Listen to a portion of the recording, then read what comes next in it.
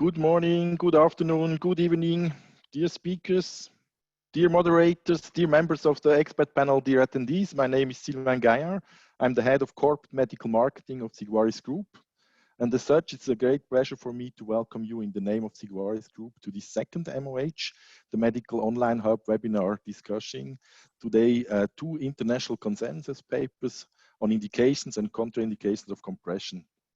It's especially great pleasure for me that nearly the entire group of authors of the two consensus papers is present today, either as moderators, experts, panelists, or speakers of the MOH webinar. I would especially also like to thank Professor Hugo Partsch and Professor Eberhard Rabe for their tremendous works as chairs of the consensus panels that made it possible to publish the two consensus papers in such a short time, despite the large group of international authors involved. I would like to thank you for your interest in this MOH event. I wish you a great MOH webinar with very interesting high-class presentations and discussions. And with this, I would like to hand over to Professor Giovanni Mosti for the introductions of the moderators, speakers, and topics. Giovanni, the scene is yours. Thank you, Sylvain Gaillard, and thank you, Sigvaris Group, for inviting me to participate in this great webinar on international consensus on indication and contraindication of compression therapy. Obviously, from my point of view, as you know, I'm a compression maniac. I wish that we will find in this webinar more and more indications and less contraindications. My task today is very easy because I have to introduce very famous panelists. They certainly don't need any presentation. So I hope everybody will forgive me if I will tell you something you know already perfectly.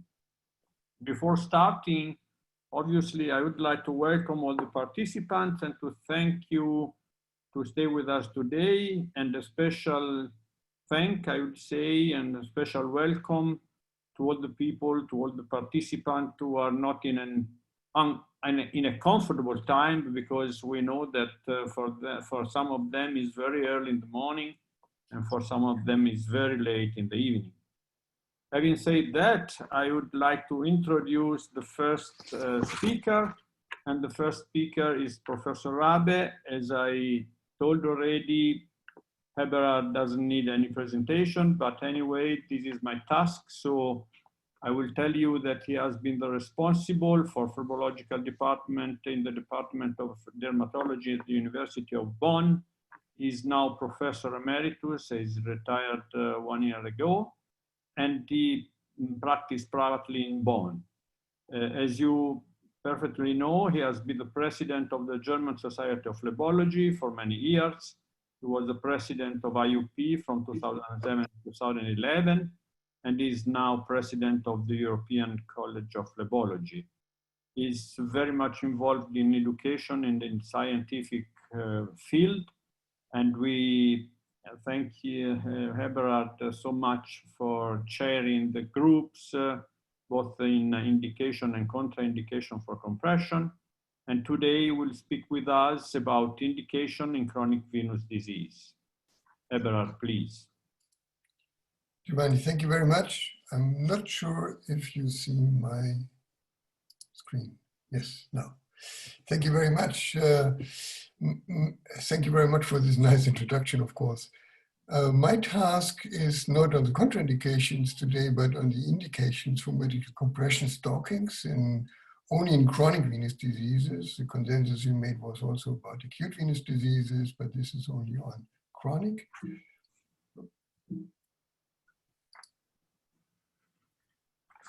And these is my conflicts of interest. And the background is that in 2008, Hugo Partsch and the ICC published a consensus statement on the use of compression therapy in venous and lymphatic diseases. But at that time, there were several clinical questions, however, there was a gap in the available evidence. So the recommendations were just not well based on the literature because it was not available. So our task now was to provide an update of these recommendations on the the evidence we have today and on the papers which have been published since 2007.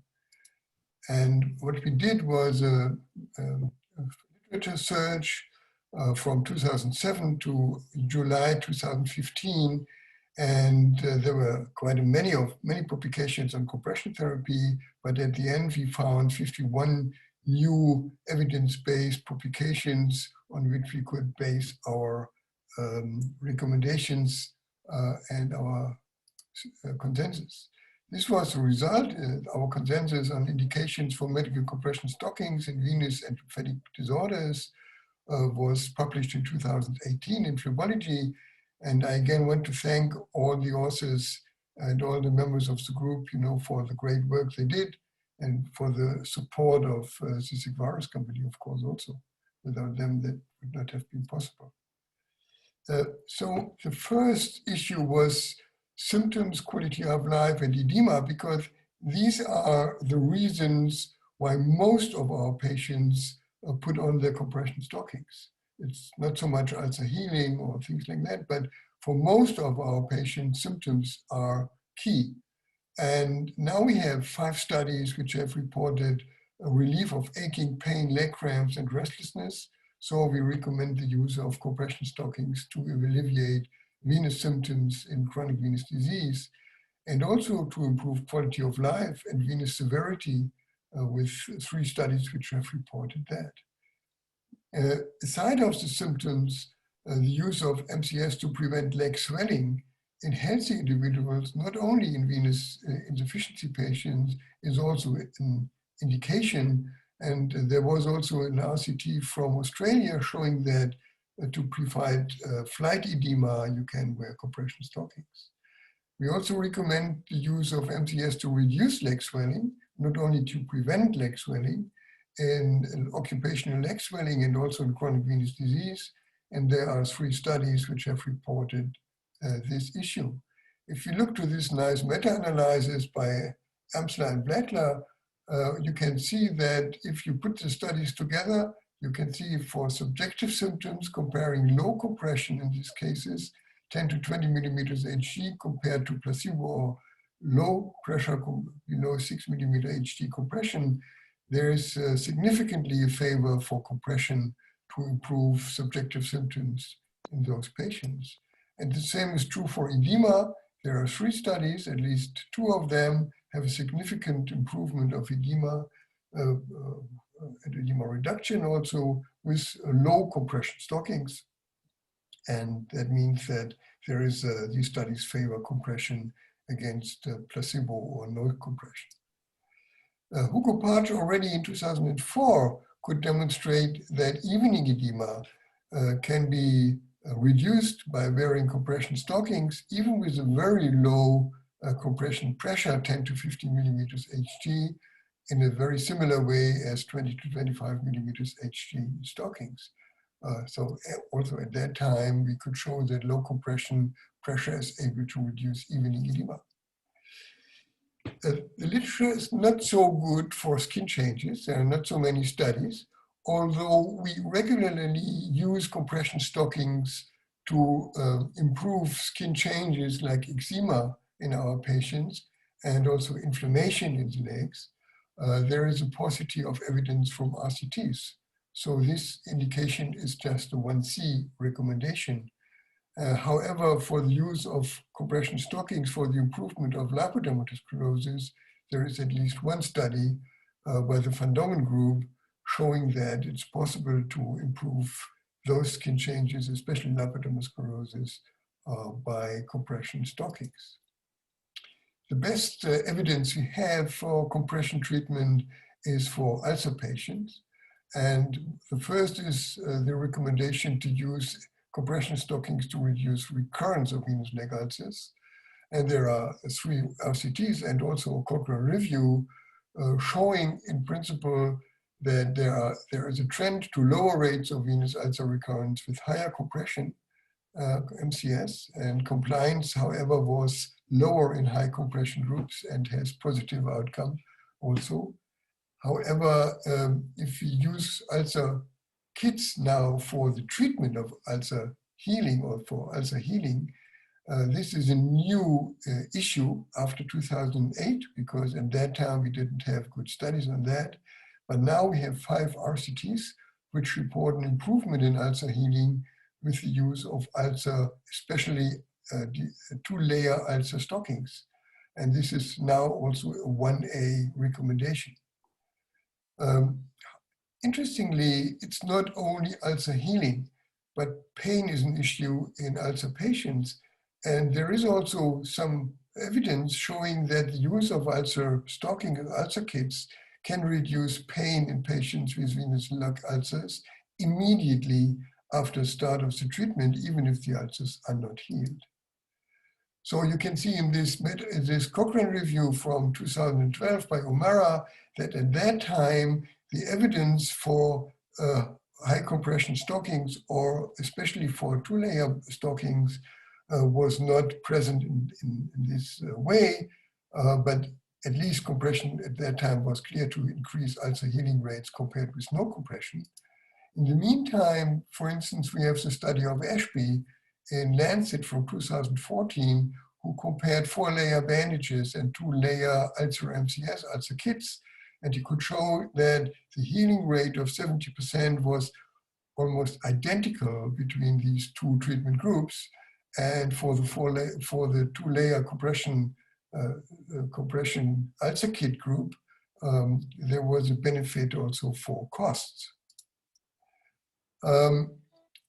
For prevention of recurrence, it's interesting to see that there is a study by Clark Maloney who could show that even if we compare class 1 and class 2 stockings, there was no significant difference between recurrence prevention, but only if you, in the group which did not adhere to compression treatment, 7 of the 11 had a very high rate of very early recurrence of venous ulcers.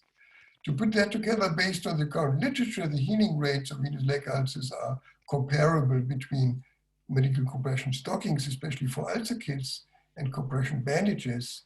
However, Giovanni, you are right, saying that reasons for compression may not be chosen, for instance, in circumferential ulcers, untypical locations as in the foot, high amount of exudate or very gross edema, and then, of course, we still choose compression bandages.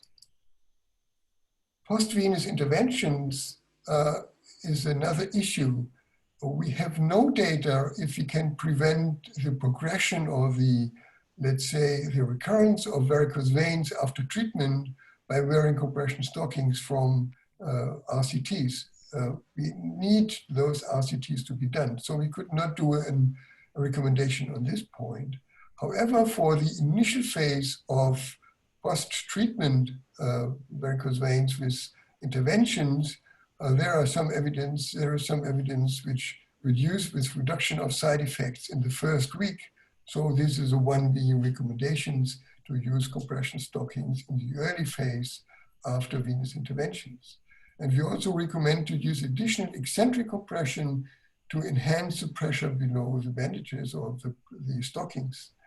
There is limited evidence that we should go on with compression after the first phase, also in the international guidelines. However, we would recommend to going on with compression in those people, in those patients who have an ongoing of CVI symptoms or signs, and they need to have compression even after the interventions. For the use of MCS after liquid sclerotherapy, there is an evidence from one study, so we recommended that.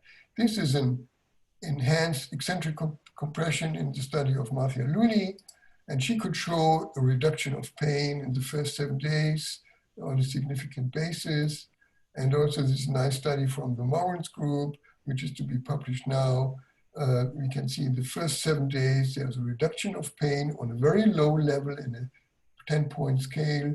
However, this is a low invasive intervention with laser treatment of a great saphenous vein without side branch treatment and with a 23 to 32 millimeter HG stocking for 7 or 28 days. versus no stocking. And you can see there is a significant difference, but on a very low level. The last recommendation I would show you is post-thrombotic syndrome. It's not on treatment of deep venous thrombosis. This is another issue. But there was some discussion if there is a benefit for reduction of post-thrombotic syndrome, especially from the SOX study, when compression started only 2 weeks after the diagnosis, and when even only 3 days of compression per week was accepted as a good compliance. And in this study, there was no benefit for prevention of post-thrombotic syndrome. However, now we have new data from immediate compression. I will show you a little bit later. And so we could recommend the use of MCS as early as possible after diagnosis of DVT immediately in order to prevent post-thrombotic syndrome. And then, of course, we use compression stockings for the treatment of symptomatic post-thrombotic syndrome, and there is evidence for that too. This is a nice study by Amin from Arena ten Cate Hoek group in the Netherlands, showing that comparing no immediate compression with immediate compression after 3 months, you could see that even only after 3 months, in the group with immediate compression, there was significantly less objective Villalta parameters. So there was significantly less skin induration, less hyperpigmentation, less venectasia, less pain on calf compression in this early compression group compared to the group where the compression started later. So in conclusion, the new studies published since 2008 consensus, ICC consensus, document good evidence for chronic compression treatment in chronic venous disorders. Based on the current evidence, we have 14 recommendations for chronic venous diseases and 2 for prevention of post-thrombotic syndrome, which are improvement of venous symptoms, which is, in my opinion, the most important, because this is the most important reason to wear compression stockings in our patients. It's also prevention and improvement of venous edema, the improvement of skin changes, improvement of venous leg ulcer healing and recurrence, and the improvement of early side effects after venous interventions. And of course, not to forget also the prevention and the improvement of post-thrombotic syndrome. So the high value of applying compression stockings in the treatment of chronic venous disease is thus supported by the current evidence base. Thank you very much for listening to my talk. Thank you very much, Eberhard, for this excellent presentation. I know that at this time we should have a poll from the organizers. So if we can see the poll, this is the poll. You need to choose the response and submit. And while you do this, I would also like to inform you that pressing at the question and answer button at the bottom of the screen, you can have questions and you will have answers.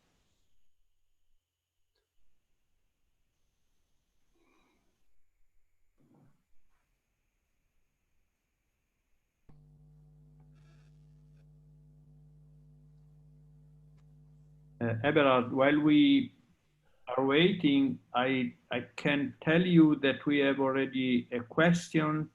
First of all, the participant, thank you for the great talk. And then the question is, for how long we should apply post-thrombotic syndrome, the compression stocking? How long? For the prevention of post-thrombotic syndrome, that would be the first point.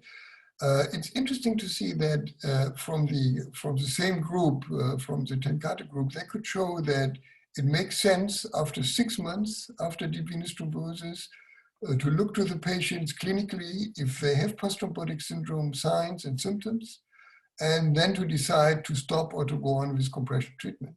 If there are signs and symptoms in the legs, you should go on with compression stockings. If there are no signs and symptoms, it makes sense to stop compression treatment and to see what happens. If signs and symptoms develop in the next 3 months, you start compression again. So this is the current evidence we have. And the second question, should compression be at night also? No, at least not in chronic venous diseases. For lymphatic diseases, now we have the discussion on night compression, especially night compression stockings. In my opinion, the compression pressure of a class 2 stockings, for instance, in elderly patients, for instance, may cause more problems than benefits. Because in chronic venous diseases, in the standing and sitting position, we have the problem of the hemodynamic changes, but not in the night, not in the lying position. And so I would not recommend overnight compression stockings in chronic venous diseases in my patients, at least. So no questions anymore. So I could go for the poll. And luckily, just 2% of participants choose the first response, never. 26% they apply compression only in CVI patients, and 71% applies compression independently on CVI or not. I need to ask help to Sylvain now because Fedor Lurie is not with us. So I'm asking if we have to introduce Joe Caprini and Nick Morrison at this time or later or when, I don't know. I think it's the right time. So I think that Joe Caprini has something to tell us about this topic, compression and post-thrombotic syndrome or deep vein thrombosis, if you like. Joe?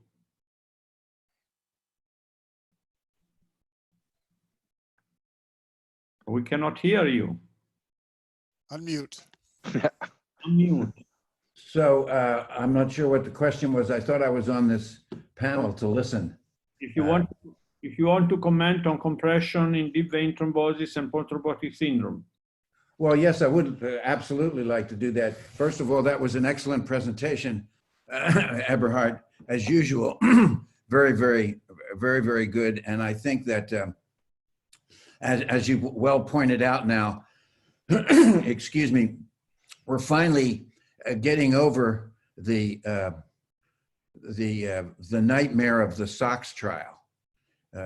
Not done properly, inadequate endpoints, and inappropriate conclusion that was just gobbled up by the Americans in their guidelines, influenced by the Canadians that don't like compression.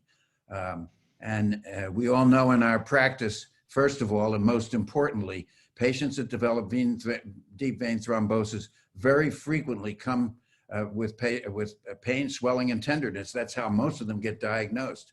Giving them anticoagulants usually doesn't change that very much. And they come to see us as consultants to find out why the anticoagulants aren't working. And once we put them in appropriate compression stockings, then their symptoms are better. That's the first thing. The second thing is that I think that in patients that have deep vein thrombosis, it's very important to continue the compression therapy long-term. And we know that at least by 6 months, you can reevaluate the situation. There's two very interesting things here that Eberhard pointed out in his presentation, which I very much liked. The first, of course, is that the work by Hugo has shown, and also Giovanni, has shown that you don't need a lot of compression. And certainly, I think over time, after the acute symptoms are gone and so forth, even the lower compression stockings work very well. Next thing is we haven't paid enough attention to the reverse compression, or reverse gradient postulates and data that Giovanni has put out for us and shown us that reverse compression, not graduated, may even be better. All of that having been said, I would also like to comment on the business of this comparison between short stretch 4-layer compression, short stretch compression bandages and the usual little 2-layer ulcer kits, and even the 4-layer ulcer kits that they sell for ulcers. And Hugo put it best, and I think we all have to remember this. When you're using short stretch bandages, it's all in the hands of the applier, and it has to be properly applied, and you have to properly examine each patient. I know that one of the simple things we use is to squeeze the calf, and if it doesn't feel like a blown up football, you don't have enough compression on. But the other thing is that in our patients, we get them to wash their bandages, so they only ever get 2 sets. And so it's very cost effective, and I don't see that in any of the studies. So the other thing is we all have to learn more about Velcro and strap-like devices. And I would just like to point out, and I don't get anything for this, but monetarily or otherwise, but the latest Sigvaris product with bra hooks instead of Velcro is fantastic, because the bra hooks don't wear out. They're very, very easy to apply and take off. And people forget about the fact that when patients can't use stockings, won't use stockings, have trouble with donning and doffing issues, that the most appropriate thing is to go to one of these devices, and certainly if you can get the strap-like device with the bra hooks, it will last the longest and provide the best wear. So again, I'd like to thank you for allowing me to sort of run at the mouth for a few minutes. Joe, it is always very nice to hear at you, but to stay on the correct time, I recommend everybody to have short questions and short answers and short comments. Thank you so much again. And the last 2 questions for Eberhard, and then we need to move. How soon do you start compression stocking to prevent post-thrombotic syndrome? And there is a specific pressure required. I start immediately after diagnosis. So when I do my duplex ultrasound, even before applying anticoagulation, I start with compression. Let's say in the same time as I start anticoagulation, I start with compression. And the reason is that immediately when I do compression treatment in a painful leg with a deep venous thrombosis, the pain becomes less. There is a specific pressure required? Usually when the leg is swollen a little bit more, we start with compression bandages. And the pressure I apply is, let's say, about 30 millimeters HT. Okay, the very last. For stocking, I would use a class 2 stocking, when there is less edema, or after 1 or 2 days, when edema was diminished, I would start with a class 2 stocking, 23 to 35 millimeters HT. And the very last one, after CVI surgery, how long do we recommend patient to use medical compression stockings? It's a very good question. So for the evidence we have now, if the patient after the operation has no longer any signs or symptoms of chronic venous disease, like swelling, feeling of swelling, pain, and so on, I would say it's 1 week is enough. But for many of our patients who have an operation, for instance, or a laser treatment, but they still have signs and symptoms of chronic venous insufficiency, even it's improved, I would go on with compression treatment in those patients. Okay, thank you very much, Eberhard. And if Sylvain agrees, I would go on with the second speaker. And the second speaker is Professor Chris Lattimer. He's working at the Joseph Luke Vascular Laboratory at Healing Hospital in London. He's an active participant in many scientific and educational events, and is author or co-author of really many scientific publications. Today, he will present about risk and contraindications, part 1. Chris, please.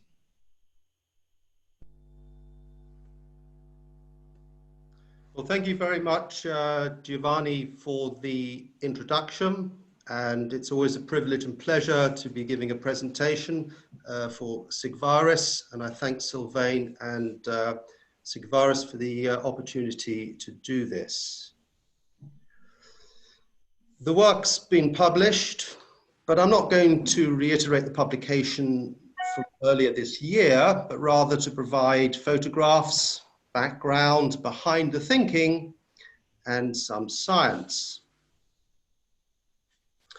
These are the 15 international personalities which contributed to the document. I just want to draw your attention to Professor Urbanek, who'll be talking after me, and also Tobias Hirsch, who'll be talking after Thomas. He's the current president of the Congress of the German Society of Phlebology in 2 or 3 weeks' time. The classification of compression, I think, is important because most of what I will be discussing and talking about is tension devices and not pure pressure devices, because we believe it is the tension that is the root of most of the complications and the law of Laplace. They can be divided into 2 elastic compression devices, which have sustained pressure and a rise in tissue pressure, and inelastic compression, which have rapid rises in tissue pressure. This is taken straight from the work, the risks and complications reported in the literature. The non-severe ones, skin irritation and discomfort and pain, seem to be the commonest. Allergies rare, so is forefoot edema, lymphedema, and bacterial and fungal infections. And the severe complications, and they all look a bit horrendous, really. Unfortunately, they are very rare, and that's defined as less than 1 in 10,000. But what we must remember is that what is reported may not reflect clinical practice, because many of the reports are anecdotal, they are selected, and there is an element of reporting and publication bias. So start off with general recommendation number 1. We recommend that every patient receiving compression therapy should be screened for conditions that increase the risk of complications, and every compression device should be checked for appropriate fit and application, and that the contraindications for compression treatment must be considered to limit the risk of the side effects. And these are listed at the end of the document, which I've got here, being severe peripheral arterial occlusive disease, epiphyseal arterial bypass, severe cardiac insufficiency, and also a confirmed allergy to the compression material. And to really think carefully if the patient has insensate skin, for example, after a stroke or diabetic neuropathy. Dermatoporosis, that could be considered a major contribution to an increase in risk. It may be as important as the ankle brachial pressure index. The dermatologists themselves are having a few issues with what to call it. Skin fragility syndrome, chronic cutaneous fragility syndrome, cutaneous insufficiency, age-related skin atrophy. But the point is the skin is paper thin, very thin. And if there's associated sun damage, it behaves like blotting paper, and it can be easily torn with the thumb and forefinger. Skin irritation, allergic skin reactions. Recommendation number 2. We recommend using adequate skin care to prevent skin irritation in patients with sensitive skin. This is self-evident, really. Recommendation 3. To prevent allergic skin reactions due to compression devices, we suggest avoiding potentially allergenic substances and dyes in compression material. Now, what exactly does this mean? I mean, I think this is something akin to wearing clothes if you're allergic to your own clothes. It's very, very rare. But please consider this.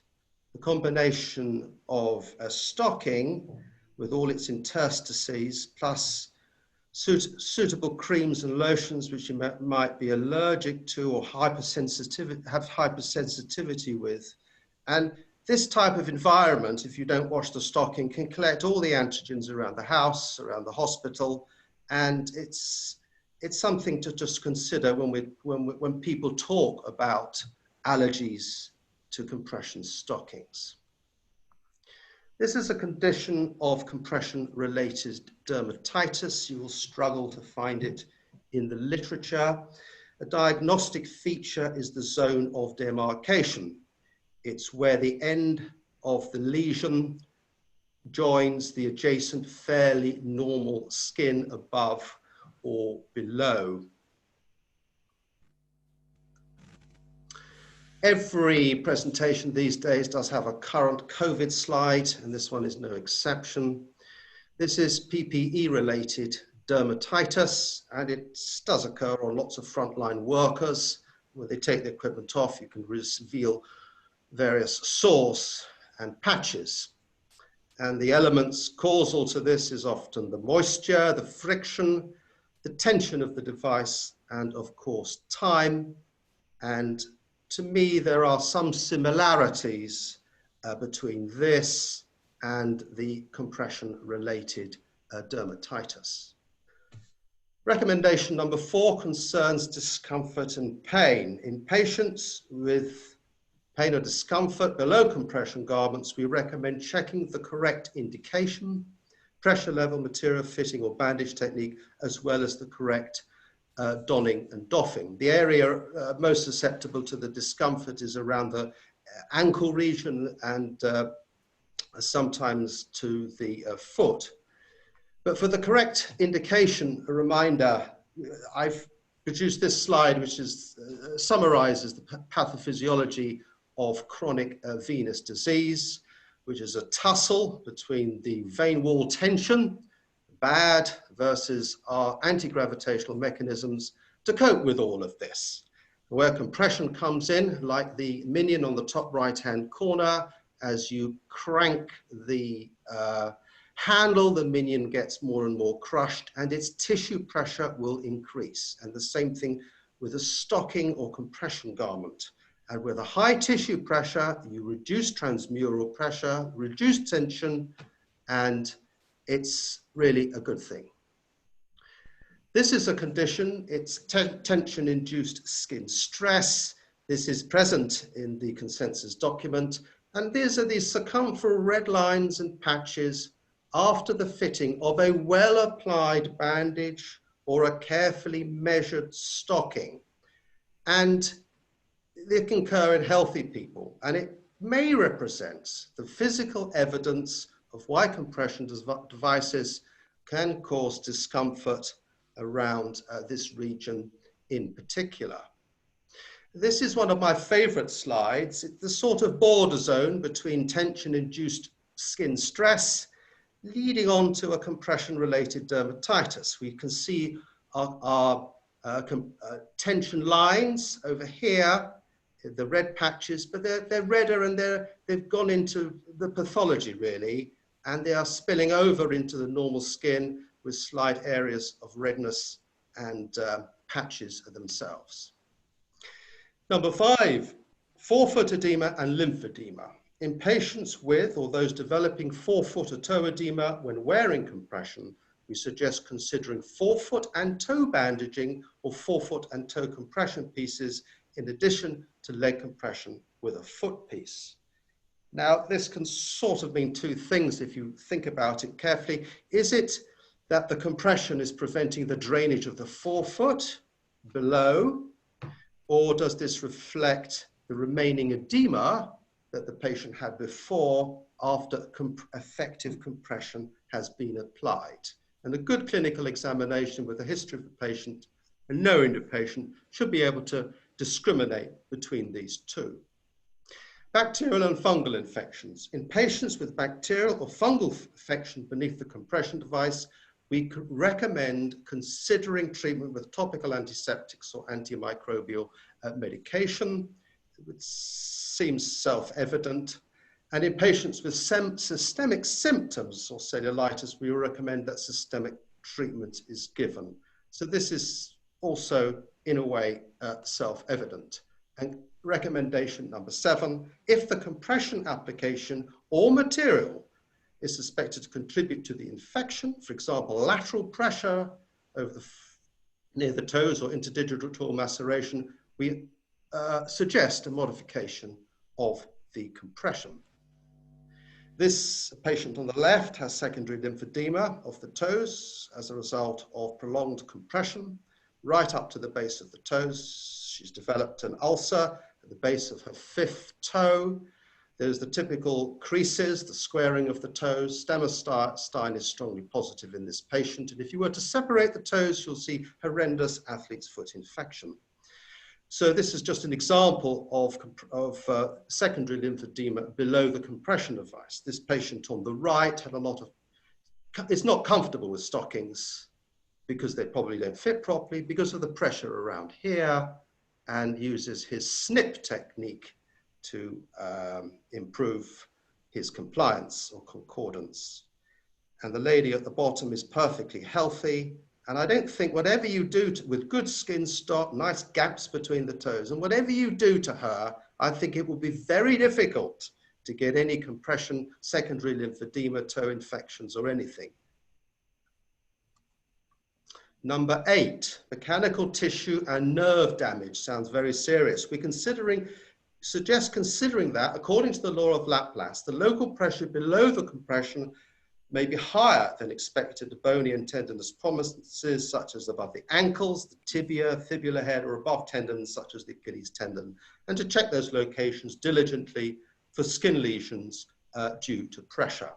One of the commonest tendons, of course, is the tibialis anterior tendon, which does take a lot of the brunt with prolonged use of perhaps compression material, tension devices, which are too tight. And this is because of the law of Laplace. A 22mm stocking is not 22mm on the patient. We know that if pressure equals tension divided by the radius, and if the radius is small, the pressure is very high. And these occur over the fulcrum areas like R1, Achilles tendon, and R2, the front of the gaiter region. And the patient on the left, you can see these sort of friction, these sores as a result of the compression. And the patient on the right had a horrendous ulcer over her anterior border of her tibia, which healed up eventually in line with this ulcer at the back. It's retrolateral malleolar, and this is in the R4 region. And this does have almost has no pressure at all applied on it because of the law of Laplace. So the pressure of the stocking is not necessarily the pressure that the patient receives. Recommendation number 9.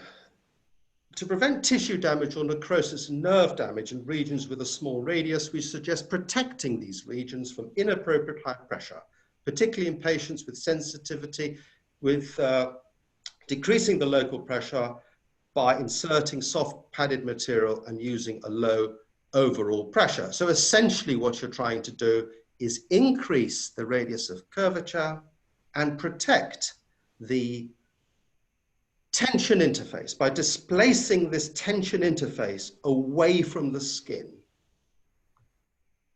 This is often easier said than done. This is a horrendous case of compression-related dermatitis. If there's no compression, there's unlikely to be the dermatitis. We can see that there is this zone of demarcation once again with some post-inflammatory hyperpigmentation present. And this is the final slide. This is what happens if a patient with arterial occlusive disease has been given inappropriate compression. Most of the time with arterial occlusive disease, the lesions are gangrene of the extremities, the tips of the toes, maybe a toe, maybe a ray. But this is more proximal, and this has been caused as a direct result of compression applied inappropriately in a patient with arterial occlusive disease. It's the tension of the device which is likely to have caused this. Tension-free devices are very comfortable at very high pressures. and this lesion may not have occurred, but this is conjecture. Well, thank you very much for listening to me, and if you have any comments, please feel free to ask them. Thank you. Thank you, Chris, for your brilliant presentation. It is time now for the poll.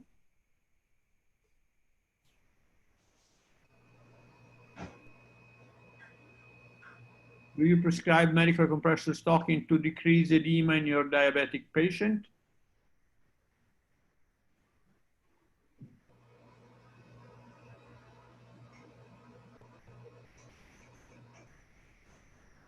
And while we wait for the response, I would like to have a very short comment for your presentation. I mean, you showed us frightening pictures. I would like to reassure all the prescribers of stockings. Maybe Nick wants also to tell something on this. If you prescribe the proper stocking to the proper patient, all what you showed us is very rare to happen. Do you agree with this? Well, absolutely, and I think I mentioned that in the very first few slides, that the complications that I'm discussed are very rare, and the figure that's quoted is less than 1 in 10,000 patients. So I would entirely agree. But, you know, if you give a presentation about complications, you want to show the pictures, don't you? I mean, no, you are completely right. But, you know, when you see a series of these slides, everybody thinks that every time you apply a stocking, something like that could happen. And this is not the case, luckily for us. No, I quite agree with that. And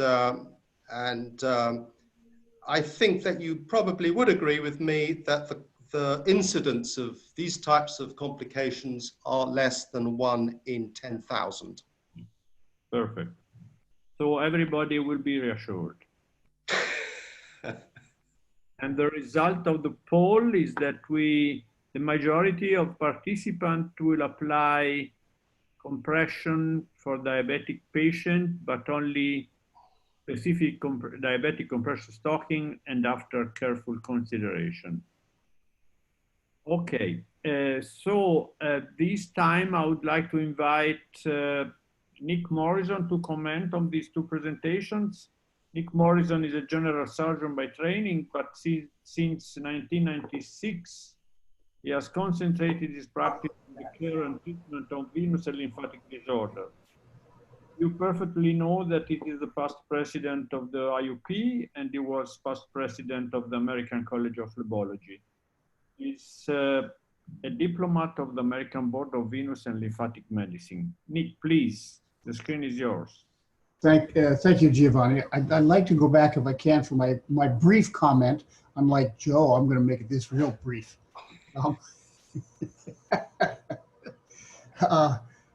I'd like to go back to the previous speaker with respect to indications following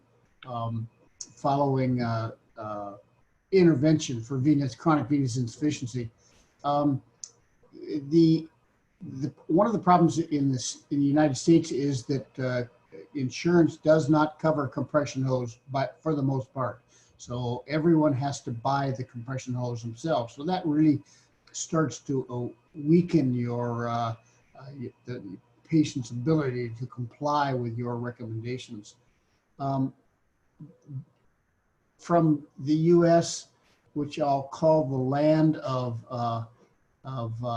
almost universal endovenous treatment for chronic venous disease, superficial disease. Traditionally, we have had the recommendation, high-grade recommendation for the use of compression hose after endovenous treatment. That is starting to weaken a bit. There have been a number of recent studies that have come out, comparative studies showing that compression may not be necessary following endovenous ablation.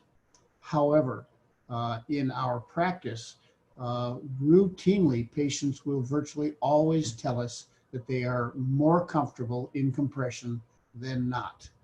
So the pain and the swelling is less, even though we can't demonstrate that on some of the studies that have been made. So that's my only comment. Thank you, Nick. I fully agree with you.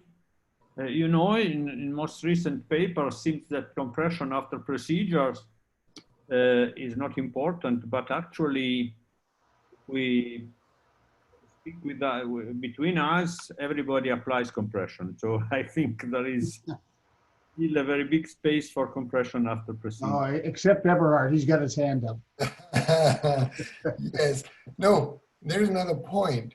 You know, it's always thought now that you should do invasive treatment as much as early as possible, and then you can heal everything. And this is, I think, is not true, because we know that many of our patients have an improvement of their symptoms and an improvement of their situation. But look to all these severely obese patients, which still have side branches, which still have, let's say, impaired ambulatory venous pressure and things like that. They go on with symptoms and signs. And to say, just because they had a treatment, now you limit your compression for 1 week, that would be nonsense for me. I agree that for the intervention itself, if that is the indication for compression, 1 week of compression might be enough. But that is, the intervention is not the patient. If you look to the patient and he has still symptoms and signs of chronic venous disease, for what reason whatsoever, for age, for obesity, for other reasons, for immobility and so on, you should go on with compression treatment. That's what Eberhard, I think that's an excellent point. I agree. So, and we need to go on. I would like to tell Chris that he received a lot of congratulations for his presentation and some questions. The first one is why compression stockings are often advised to be used during the daytime. Why it shouldn't be used for 24 hours, like anti-embolism stocking? Chris? If you would like to answer this question. Yeah, it's using the daytime tends to be the time that our legs are gravitationally disadvantaged. And if the aim is to remove the symptoms and signs as a result of the gravitational stress on the leg, and since that during the day is most of the time that we are upright, then it sort of makes sense that it should be advised you during the daytime. At night, of course, when you're horizontal, if you sleep, provided you don't sleep in a chair, like many of my patients do, when I would advise that they wear them at night, but if you're horizontal in bed, then what's the point of compression for chronic venous disease? Lymphedema is a different thing, but what's the point of having compression when there is no gravitational stress on the leg? And if you want to use it for pumping, I mean, do you need your calf muscle pump at night? Thank you, Chris. You have many questions, so we'll try to respond. A great presentation. How do you determine the level of compression to prescribe when there are arterial perfusion inadequacy? I mean, it's an excellent presentation, and I think Professor Mosti, you did quite a lot of work. Sorry, Chris, there is another very similar, so you can respond both. For mixed venous and arterial leg ulcers, which compression garment do you advise? Well, the bottom one is easy, because I would advise the compression garment that produces high tissue pressures, but doesn't have the side effect of tension. So we have increased the pressure, increased the tissue pressure, increased the compression, but there is almost no tension present. So we have to move this interface, this tension interface, as far away from the skin as possible. Now, the first question, how do you determine the level of compression to prescribe when there's arterial perfusion inadequacy? Well, the Pico Press device is good, but it doesn't give us the full picture, especially around the fulcrum points. The question you really need to know is how much of each, how much arterial insufficiency is there and how much perfusion inadequacy is there. Most of us don't rely some way on objective measurements, but how many people actually do tissue perfusion tests and studies for that level of compression? And to be very honest, most of it just comes, is a clinical judgment and what you've seen in the past and a gut feeling. For example, how much skin atrophy is there? Because that might be more important than a slight reduction in arterial inflow. And then I see that you're looking at the question. There is another one. If someone has a DVT but doesn't know yet, so is not taking anticoagulants, is wearing compression stocking class 2 or 3 dangerous to them? And can the stocking make the clot move? I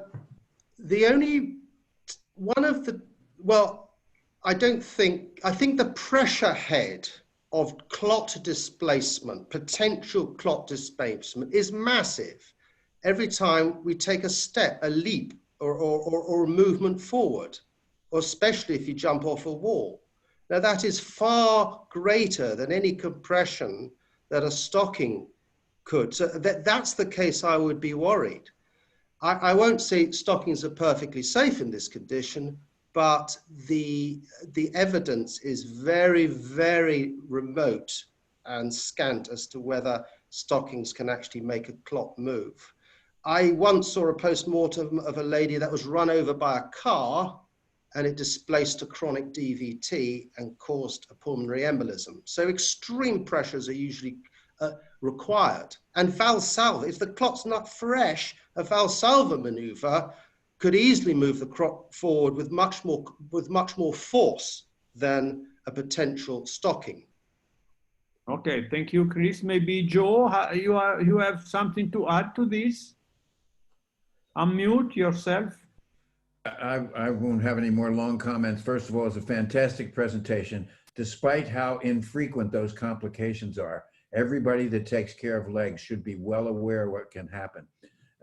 The other comment I have is that I'm a very strong proponent in patients who have mixed disease to use a short stretch compression. And usually that means a Velcro device for most patients, because in that way, that usually works well. And if the perfusion pressure in the leg is greater than the resting pressure of the short stretch compression device, then they're perfectly safe. Thank you, Joe.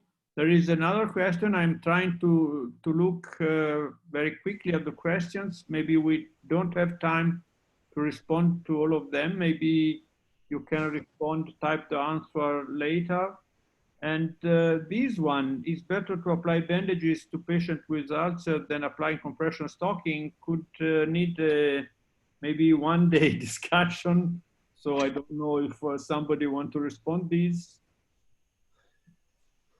Very, very shortly.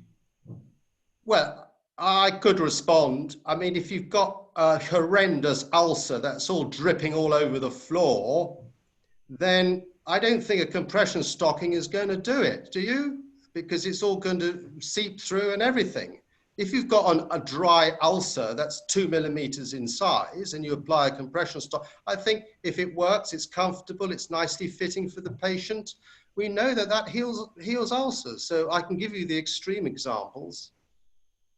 Okay, and the last one, because we need to go on, and this is right for you, Chris, your recommendation for treatment dermatitis post-compression. So it is the really hot point. You touched it. What's the question? Dermatitis post-compression, how do you treat it? Well, compression-related dermatitis, because of its definition, if you remove the compression, the dermatitis will go. But that's purely on its definition. However, you've got to be careful. It's a trade-off. I mean, how bad is the dermatitis? How much compression are you going to apply? If there's a small of it about, you might be able to lower the compression a little bit. You reduce the level of the compression pressure. and you do the tricks that were mentioned in the consensus statement. You increase the radius with pads, and again, what you do is you remove the tension interface by displacing it away from the skin. Thank you, Chris. We need to move on. And it is my pleasure now to introduce Professor Urbanek. Tomasz is Professor of Vascular Surgery of the Medical University of Silesia in Katowice, Poland. He's the president of the Polish Society of Phlebology and member of European Venous Forum and American Venous Forum. He is also a member of the European Board of Phlebology and participates in many scientific and educational activity in Europe, including the EVF-HOW courses. In August 2019, he was the president of IUP chapter in Krakow, and certainly a lot of people remember how fantastic was this meeting. Today, we'll speak with us about risks and contraindications, part 2. Fedor, welcome. Well, thank you. Either I am late or you're damn too early. We are right in the middle of the webinar. Okay. I was planning to connect like in 15 minutes, and then I see that you're all already there. Oh, gosh. I'm very happy to see you because you certainly will help me in the chair in the section. So I will mute myself now. What I'm going to do? No. Now, Tomasz Urbanek has his presentation. Okay. Thank you very much for the invitation and this introduction. I will continue the description of the risk and contraindication of medical compression treatment consensus recommendations. There will be next recommendations discussed in a minute. Many of the things were already reported in the Chris presentation, especially this. I think most important contraindications for compression treatment must be considered, and we should think about the side effects. Next recommendation is recommendation 10 that suggests the specific precaution, padding, special care of feet, low pressure use, pressure of the compression, and close control at the initial stages of compression therapy in patients with polyneuropathy, elderly patient, dry atrophic skin. So many of us apply this compression, but at least in my country, except the patient out control, in most of the cases, it's difficult to follow the patients and to see how the patient proceeds with the compression compliance and also what happens to the skin and to leg. That's why this should be probably the part of the information for the patient and the family, that in some group of patients, we can have the local skin and soft tissue complications related to the complication application, which sometimes is forget to tell to the patients and its family. This concerns especially the group of age malnourished or sun damage skin patients with a low amount of the subcutaneous fat. And as Chris already mentioned, we have various factors which can be responsible. The law of Laplace is important if we compare the pressure on the prominences like bone or tendinous prominences to the flat areas. This can be the significant difference, and we should have this always in our mind. Reduce ankle brachial index or reduce blood supply, it's important. And then, of course, the position of the compression on the leg, including the possibility of strangulation or tourniquet effect, which can lead also to the tissue damage and also to compromise arterial flow. And of course, additional factors like severe POD or microangiopathy should be taken into consideration. This concerns also nerve damage. There are some places that are especially predisposed. In the lower legs, this is probably mostly the injury of the common peroneal nerve, but not always. However, the region of the fibular head is the place where we should especially focus, especially in the people not having much fatty tissue just the bone and skin to cover by the compression. And there are some cases described with the acute, complete or partial foot drop related to the compression. But as said before, this is not the group effect of the this kind of treatment. I mean, compression. It happens very, very seldom, and it's rather the case-related, patient-related complication which we can avoid.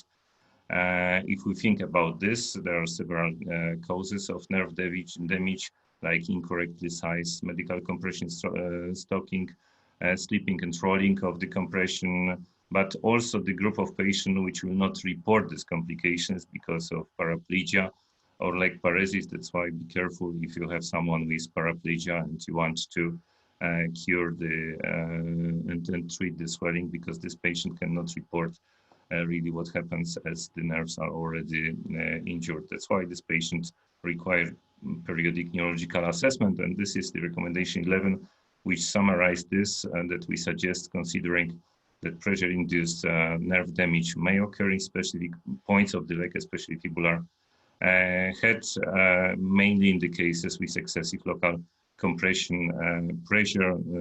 All the reasons were previously discussed, and we should avoid high continuous local pressure in these regions where the nerve compression is possible. This is also important in relationships to the correct sizing and application of the compression. POD, there were 2 questions already about this. We have to remember that this is quite common disease, and also that quite commonly we treat the patients which are especially predisposed. Like often we treat old patients. Many of them will have the asymptomatic POD course presence. This is probably the most common presentation, high prevalence of diabetes, which accelerates the POD and ischemia progress. Many of these patients will have some limitations in mobilization and walking, and of course, many of them are obese. And we have 2 main issues regarding this. The compression can increase the risk of local soft tissue damage and necrosis. But this can also generally increase the risk of peripheral ischemia worsening. This was one of the last slides in Chris' presentation, that typically we have the necrotic changes in the patient with critical leg ischemia on the fingers and in the heel region. But if the skin is previously damaged, and if we have the ischemic leg, there is the possibility to have these skin injuries also in other areas of the extremity. What's the prevalence of POD? It's from 3 to 10% of the adult population, but significantly increase in the persons over 70 years. Right now we live longer, and that's why we should expect that this population will be really the target of the treatment also of the chronic and lymphatic venous disease. So we should expect these patients. And of course, we should have access, this is a practical issue, to some of the possibilities how to measure this. At least ankle brachial index should be available in the patient when we have the doubts, use compression or not. And remember about the patients with diabetes, when incorrect ankle brachial index measurement can show you the value above 1.4, and this can be really ischemic extremity. And this is recommendation 12, that we should always check the arterial circulation status before any kind of compression is initiated. And if foot pulses or ankle pulses is weak or unpalpable, ankle brachial index should be measured. I would add to this also one recommendation, that we should really ask the patient about the claudication and possible clinical complaints, because there are many patients with pulse present on the foot arteries, and 50 or 100 meters of claudication in the case of severe stenosis. So various approaches have to be taken into consideration. Generally, for medical compression stocking, this is the absolute contraindication: severe POD with systolic ankle pressure 60 millimeters mercurium and 2 pressure below 30 millimeters. It corresponds to the ankle brachial index below 0.6. but we speak about the contraindication to the medical compression stocking in general, speaking about these values. But what about the patients with the value of ankle brachial index from 0.6 to 0.8? And this was also already partially discussed. In these patients, if you don't want to use the compression, probably you will reduce the level of compression anyway in this group of patients. But if you have doubts what kind of compression can be applied between 0.6 to 0.8, there is the wonderful paper of Giovanni, Mosti and the group showing and documenting that in this group of patients you can successfully use short stretch compression. It means inelastic bandage with modified reduced level of compression below 40 millimeters mercurium. But there is another issue also mentioned by Chris, that who of us regularly measure the pressure when we apply short stretch compression to this patient group. However, this is an option for the patient with decreased arterial blood supply. So as we see on recommendation 13, which was already mentioned, the severe POD is for sure a contraindication for medical compression stocking, but this contraindication does not apply to some other sorts of compression like IPC or use of inelastic material like wraps or short stretch compression bandage. Recommendation 14, in every patient with impaired perfusion, we should carefully monitor the patient, so patients should be aware what can happen, and also the patient family should be supportive in this. And we should not forget to give such advices when we see these patients. Another group of patients which can be the problematic to apply the compression, they are the patients after vascular reconstruction.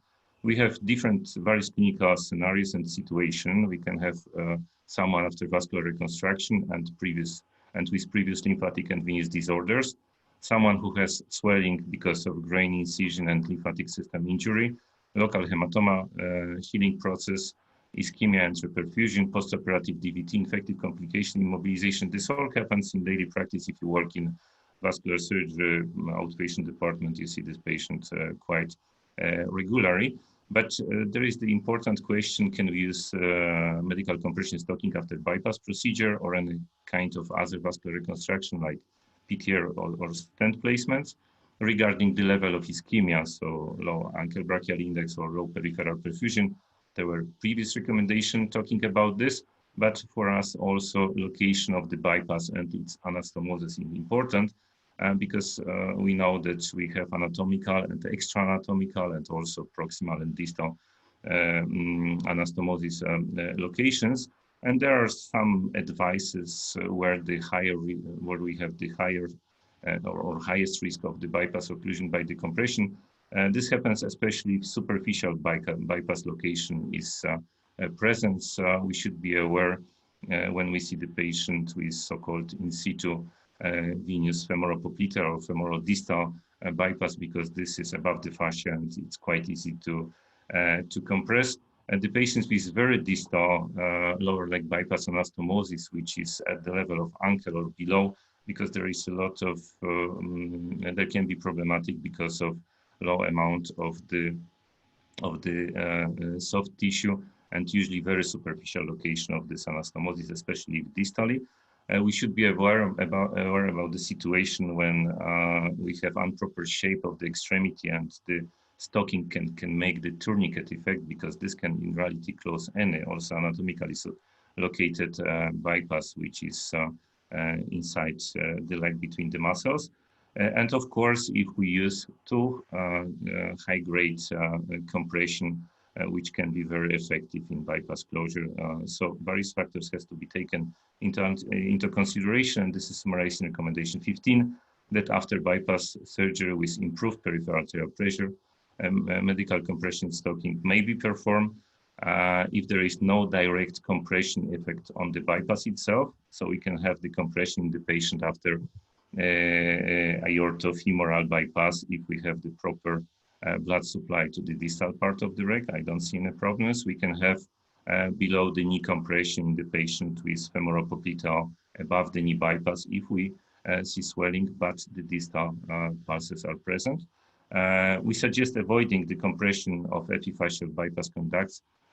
This is the situation when we have, for example, the in situ femoral-popliteal femoral bypass present.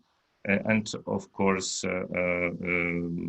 all recommendations regarding chronic leg ischemia should be followed. And classic recommendation in this part of the lectures, our common indications to wear medical compression is deep vein thrombosis prevention, treatment, post-thrombotic syndrome prevention, treatment, and also superficial venous thrombosis treatment. But in some cases, if we see the patient with tourniquet effect, the medical compression stocking, if improperly applied, can cause the venous stasis. That's why in these patients, we have to be careful because we can provoke one of the part of the Virchow's trial, circulatory stasis. And this is recommendation 16. Because of tourniquet effect, improper compression can cause local, should be probably venous obstruction, but in most of the cases, we'll see superficial vein thrombosis if we see the tourniquet effect above, for example, big varicose veins, especially in combination with other factors like prolonged sitting, like a long distance flight. So if we see the patient after first visit with the compression applied, we should see how this looks on the legs, because not all these patients will recognize the strangulation or tourniquet effects on the extremities. So to summarize, we should respect contraindication and precaution, but we should also be aware what remains the real and absolute contraindication to use medical compression stocking in 2020. And this was already mentioned, but Eberhard, I just wanted to summarize this, that this what is right now, the absolute contraindication for the medical compression stocking is really severe PLD, epiphyseal arterial bypass presence, confirmed allergy, but this is also perhaps not absolute, but should be taken into consideration. Severe diabetic neuropathy with sensory losses or microangiopathy with risk of skin necrosis. And the next two, severe cardiac insufficiency, will be discussed by in the wonderful talk of Tobias Hirsch. I will not prolong. Thank you for attention. Thank you very much. Thank you, Tomasz. Thank you for your brilliant presentation. And I would like give the mic to Fedor to lead the discussion and to present the poll. Fedor. Well, thank you, Giovanni and Tomasz. That's an excellent talk. There are quite a few questions from the audience. Two of them are directly relevant to your talk. One is asking, what specifically can you do when you detect the nerve damage? And the second is asking whether that's any medical treatment for that condition. It depends on the nerve severity. We know that in some of the patients, we can expect reinnervation of the nerve, but in reality, this is the complication of the medical device. That's why fortunately, I never had such a complications like nerve injury after compression, but for sure, this is the first point to avoid using compression at the same location. So this should be avoided, and perhaps we should change into other sorts of compression, which will be better controlled in regard of possible compression. And then, of course, it's symptomatic treatment because, as we know, the level of paresis nerve injury can differ between the patients from some sensation disturbances to the complete paresis. We know the time of reinnervation is much longer.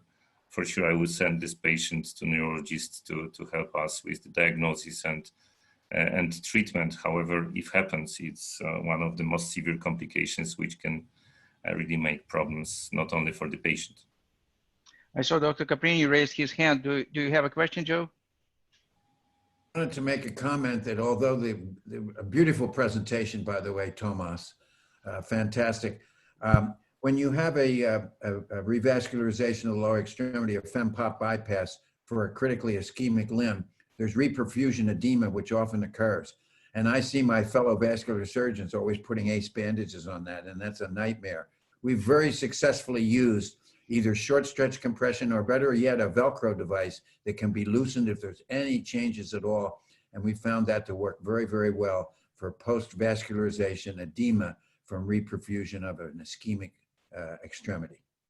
Professor Caprini, I think that this is a very important issue, and most of the vascular surgeons don't think about this problem at all.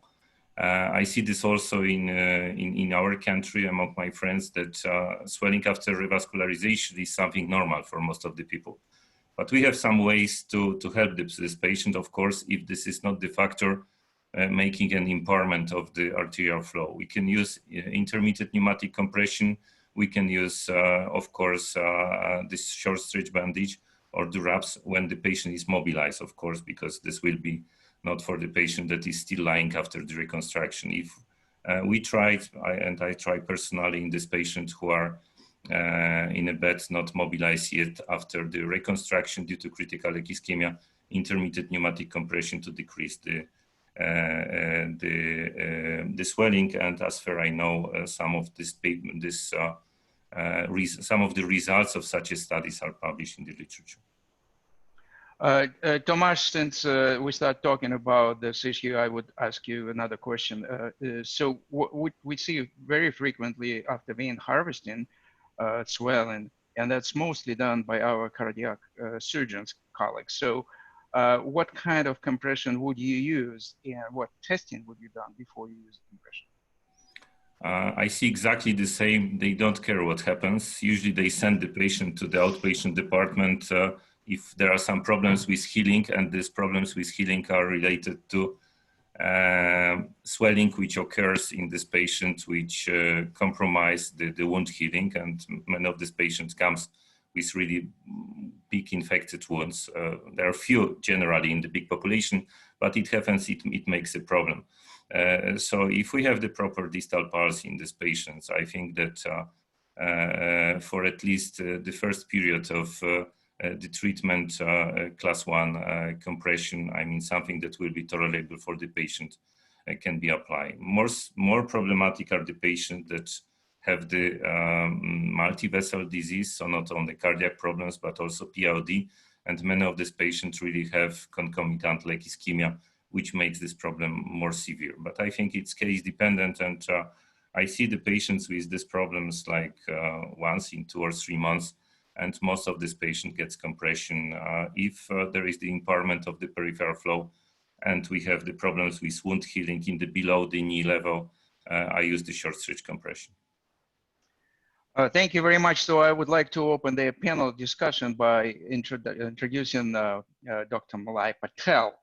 Dr. Patel ended his academic career in Gujarat University, transitioned to private practice. Recently, we all know him as the president of the Vascular Society of India for a number of years, then vice president of International Union of Phlebology, and now he's serving as Assistant General Secretary, or will be serving as Assistant General Secretary since next year. More important things about Malai is that he describes himself as a phlebologist enthusiast, which is really true regarding his activities that cross over all fields of venous diseases and lymphatic diseases. So Malai, please.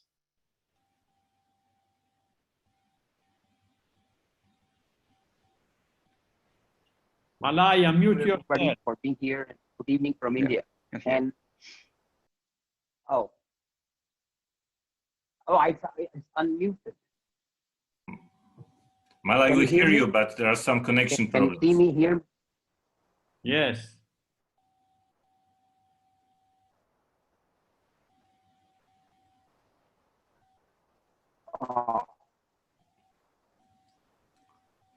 Yeah, since Malai is fixing his connection problem, I will just open for the entire panel discussion. Oh, Malai, are you here? You connect? Can you hear me now? Yes. Can you see me? Malai, Yes. Perhaps you switch off your camera, then we have better connection, and then we will hear your voice. Okay, can you hear me now? Yeah. Yes, go ahead. Okay, these were wonderful presentations about these contraindications, though rare. And first of all, I'd like to really sincerely hope that none of us sees those serious forms of the complications like the tension-induced skin stress, the compression-related dermatitis.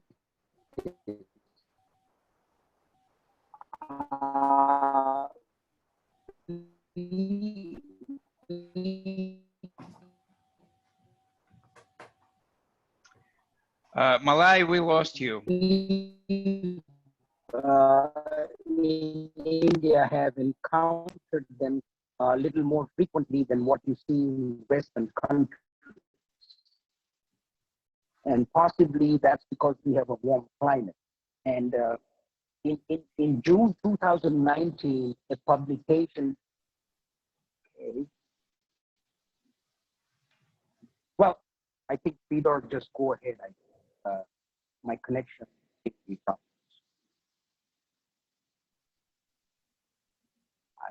Just go. Peter, we probably should continue as Malai does not have the connection, so. Right, well, let's continue then. Malai, you try to fix something and we'll see if you can reconnect with us. Probably it's better to disconnect and reconnect again. So I will open it to the entire panel. Any comments? Chris, I will start with you.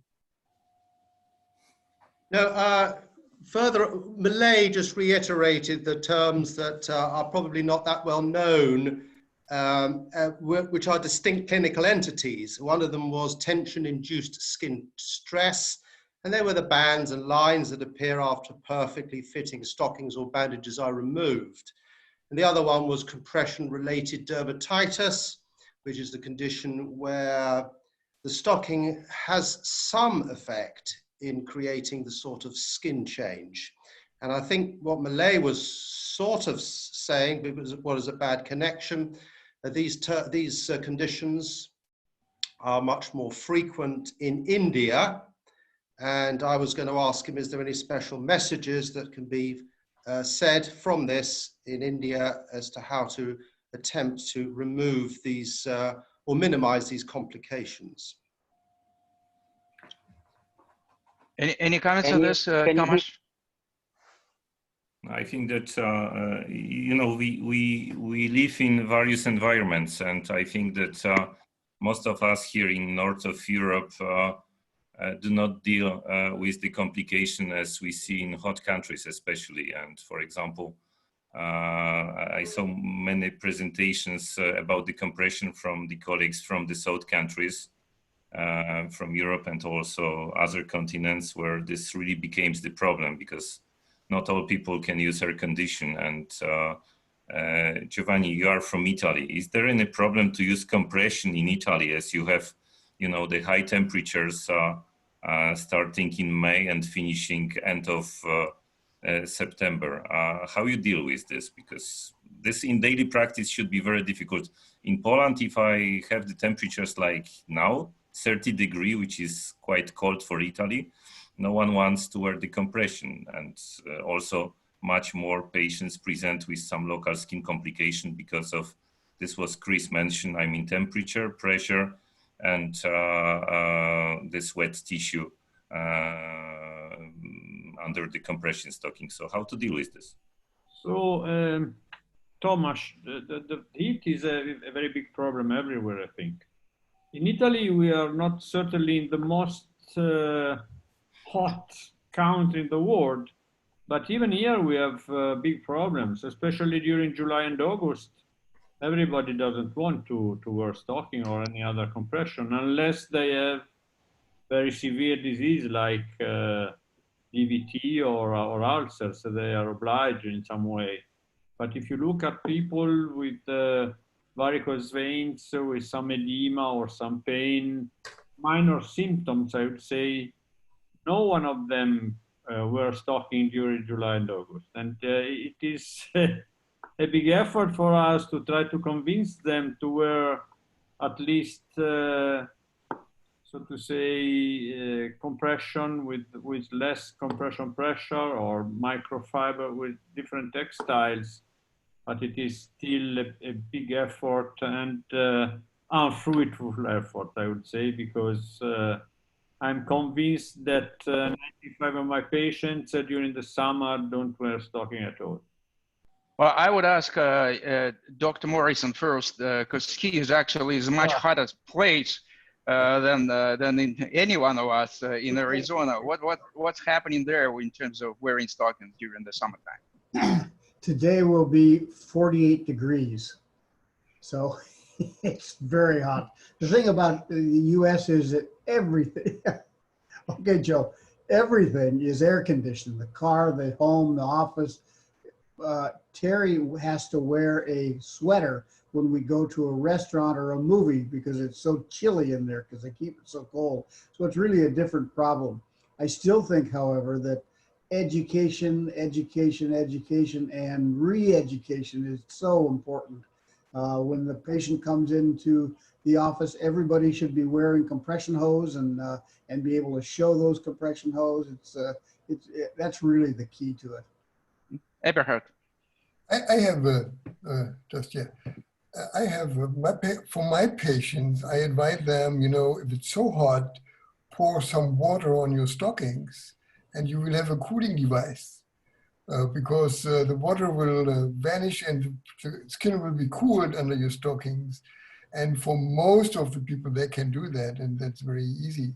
The other point is, it's better with stockings than with bandages. If you have, for instance, a 4-layer bandage for a whole week, and you have these problems of dermatitis below a long-term compression bandage, that is a real problem in a hot circumference. And that speaks for putting more stockings, even for as low pressure as possible stockings to your legs, and just cool it by pouring water on it. It may help. So, but for the all panelists, but the real question is not really about the compliance, but whether wearing the compression in this climate cause any complications that we don't really see otherwise. So let me start again with Giovanni. Do you see any of those, or how frequently do you see those complications specific to the heat and compression? No, as I told you, I don't see many complications because they don't wear stockings. Yeah, in our country, as I told you, unless you have a very severe problem, nobody wear stockings during the summer, because differently from you need also to consider that in Italy, we have 7,500 kilometers of coast. That means beaches and sea. And a lot of people here spend their holidays in the beach. So put together summertime, hot climate, humidity, and beach, and you can understand that nobody wants to wear stockings. But luckily for us, this is very limited to July and August. Usually people wear stocking up to June and start again in September. So the time of no wearing stocking is very, very limited. Yeah. Eberhard, so you actually suggested a few solutions to the patients. Are they still wearing them, and do they have any complications related? Yeah, I think Germany is Germany didn't used to be so hot as a country. Now it has changed a little bit. But compliance in Germany and also in the Netherlands is much higher than the United States or other countries, I think, from the data we have. So people are quite compliant. I would not, sometimes our understanding of compliance is very strict. That means you should wear your stockings 8 hours a day. You start when you get out from bed and stop stockings when you go to bed again. For me, this is not compliance. Compliance is you put on your stockings when you need it. If you have a standing profession and in this time you have a swelling, And in the rest of the time you don't have a swelling, put on your stockings when you have your profession and you are standing. And if you modify your compliance understanding, it is much more convenient for the patient. And as I said, if you go to complications, even in the hot temperatures, this is a problem of high compression, permanent compression, day and night compression, several days of compression bandages, more than compression stockings. Mm-hmm. And as I said, just pour some water on your stockings. You can try this. It's really nice. So to summarize, Tomasz, before you go, I can see the consensus among the panel members regarding these complications related to heat is, number one, try to find some solutions that still work in the high temperature. And as Eberhard mentioned, intermittent use of compression in the situation when you really need it, and avoiding compression when you don't need it and the temperature is too high. Those are solutions to prevent those complications. Tomasz? I have a question to Giovanni, because most of us follow your research regarding the short stretch bandage in this patient 0.6 to 0.8. But what's your personal feeling about using compression in reduced pressure amount in these patients? Because we know that using the short stretch bandage is quite complex in some of the patients, and my personal feeling is that there are the patients which benefits also from the reduced stocking, of course, reduced pressure stocking, of course. There is the question how to choose the best patient for this. This should be patient who is aware of the complications, who is controlling the local condition of the skin, and who is controlling this, because we cannot apply to everyone. Do you use the compression in a daily practice in the patient with the ankle brachial index below 0.8 in the patients who requires compression, I mean medical compression stocking? What's your personal approach?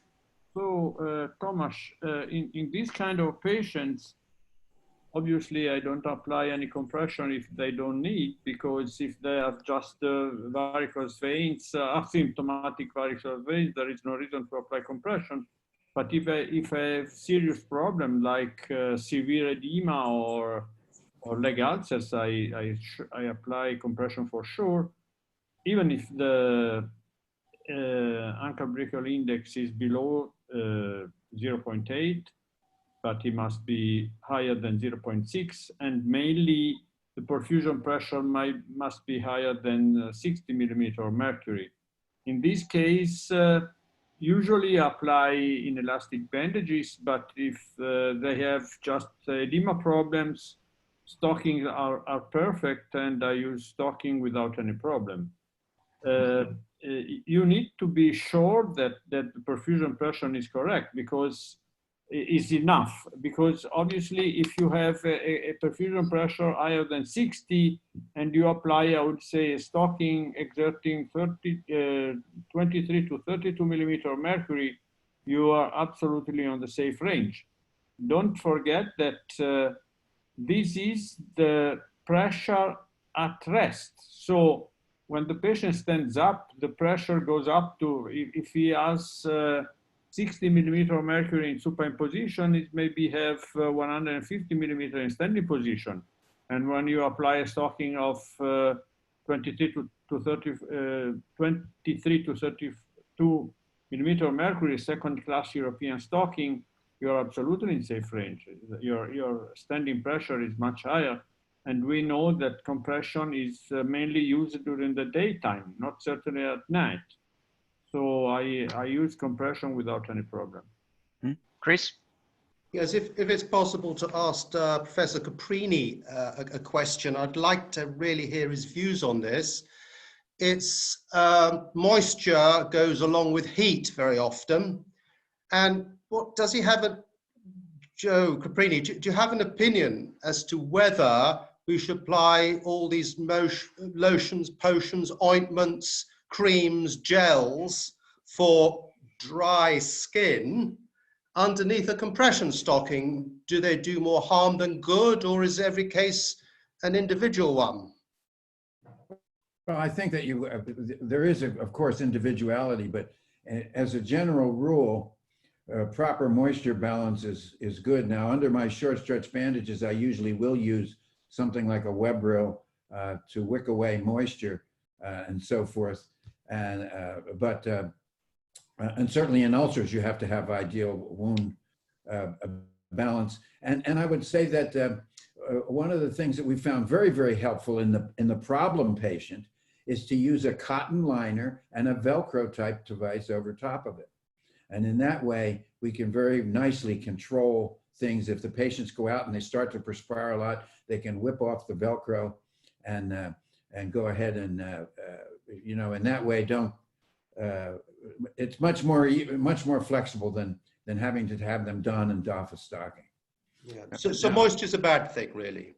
Yes. Now, one more thing I want to say while I have the floor here is that in serious patients, sometimes what we will do is we will take a look at the perfusion pressure in the leg. If a patient has hypertension and the 0.5 index, they still have a pressure of 75 or 80 millimeters of mercury at the ankle on direct measurement, then I think those patients, even though it's 0.5, do very well with short stretch compression.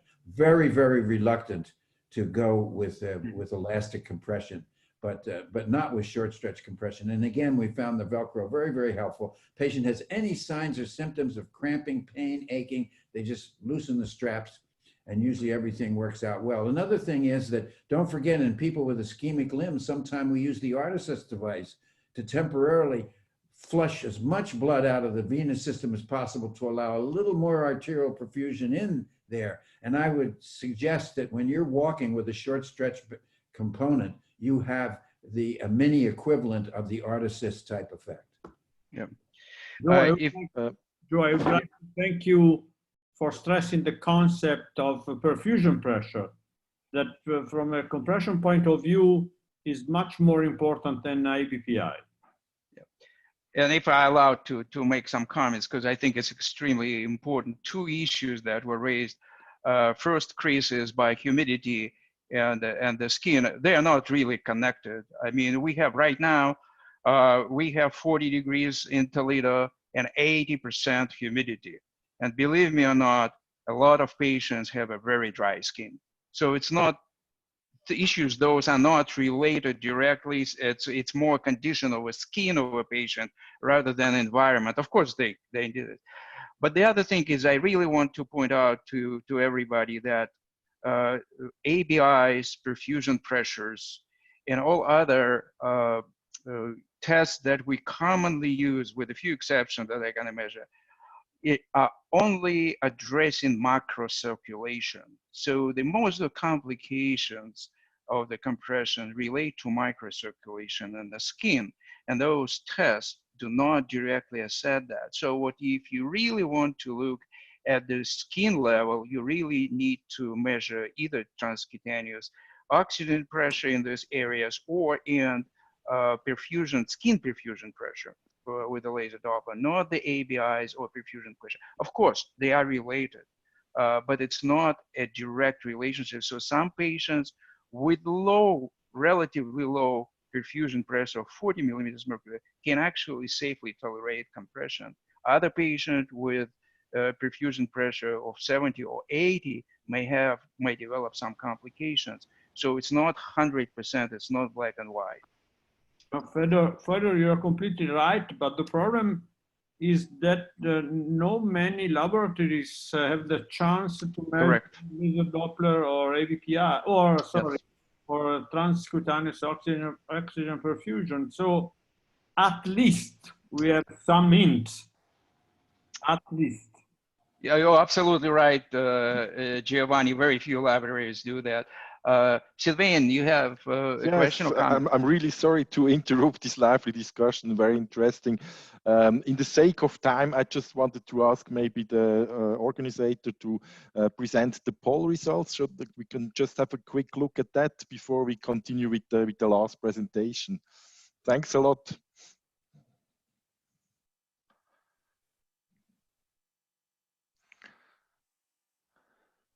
So we see here for the question was cardiac insufficiency itself does not constitute a contraindication for compression therapy. In which NYHA stage would you consider to use the medical compression stocking as being contraindicated? So there is not an absolute clear result here. So 42% for the classes 3 and 4, 38% for class 4 only, and 90% even think that never for all stages and cardiac patients. So I think it's time to open the scene for Tobias to talk about this. Thanks a lot. Giovanni, I'm muting myself. Yeah. So the last presenter is Professor Hirsch. He's a specialist in internal medicine and subspecialization in angiology. He practiced for internal medicine and vascular disease in Hull. He's very much involved in German Society of Phlebology of Angiology, and is the next chair of the this year Congress of the German Society of Phlebology. He will speak today with us about risk and contraindications again, specifically focused on borderline indications. Please, Tobias. Thank you very much for this introduction. It's a great pleasure for me to join this meeting and even to be part of this expert group.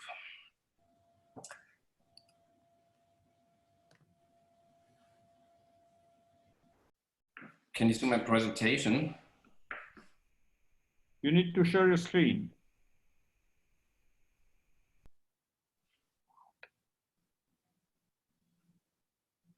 Now you can see my presentation, isn't it? Yes, perfect. It's my task to explain how cardiac insufficiency influences compression therapy. I will talk about blood volume shift, compression-induced volume overload of the right heart and its compensation mechanisms. And finally, I will give you some information on borderline indications. My conflict of interest. This is Anna von Bötticher. She is Germany's most famous female freediver. 20 to 25 meters are usual depth for divers. The world record is around 150 meters, and 20 meters translates to 1,500 millimeters of mercury, which affects the whole body. However, this is not an issue for healthy individuals. This friendly lady is Ottilia. She is 75-year-old, and she's not healthy. Instead, she suffers from coronary heart disease, atrial fibrillation, and it's heart failure, NYHA stage 2. And another problem is she has a lymphedema in her right leg. The question is, can she receive compression therapy and lymphatic drainage in spite of her heart insufficiency? Usually the causes of heart failure are hypertensive heart disease, coronary heart disease, heart valve defect, cardiac arrhythmia, and myocarditis. Affected persons suffer from dyspnea, nocturia, fatigue, cyanosis, and bilateral edema. The most critical symptom is dyspnea, since it is potentially life-threatening. We distinguish between 4 degrees of heart insufficiency based on the International Classification of Diseases. Grade 1 means there's no limitation and symptoms under normal activity.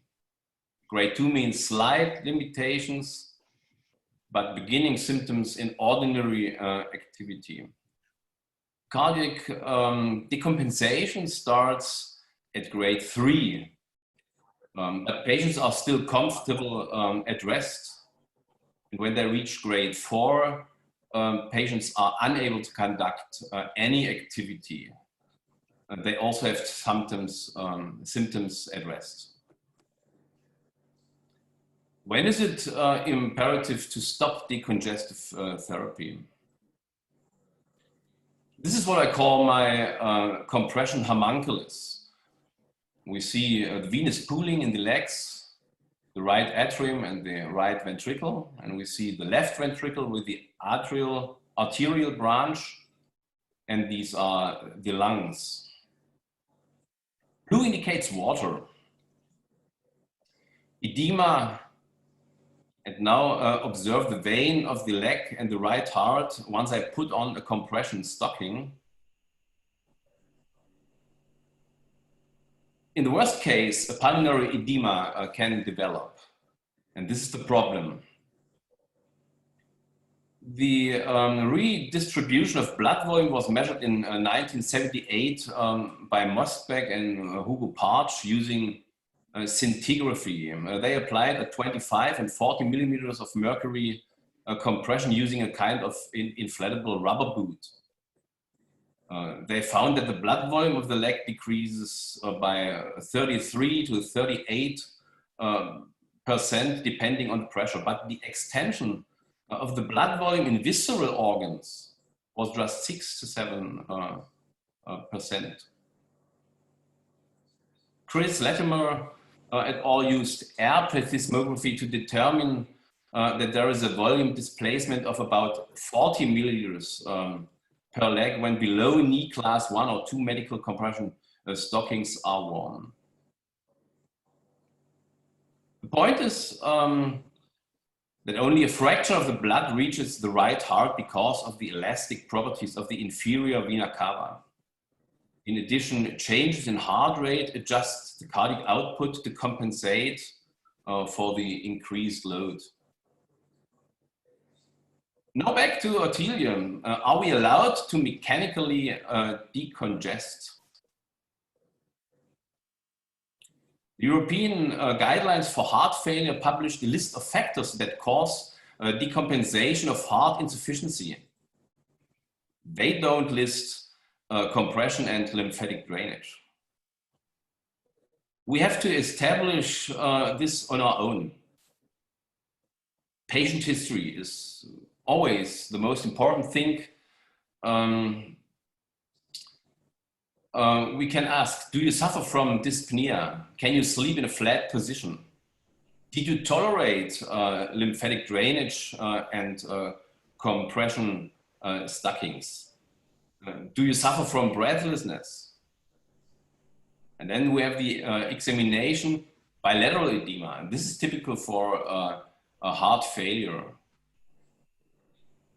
There's another very good tool, NT-proBNP, a biomarker that marks the cardiac burden. The normal NT-proBNP rules out heart failure. This is a German review from 2017 with the limit values. You see that it also depends on the patient's age. Based on this, we can feel free to treat Our Lady, which we did. We have little data about biomarkers and compression. This is from Professor Wiener in Aachen from 1996. He used HANP, which is related to BNP and NT-proBNP. The marker rose only a short time with NYHA2, not yet decompensated, but all patients indicated a stable hemodynamic and cardiac function.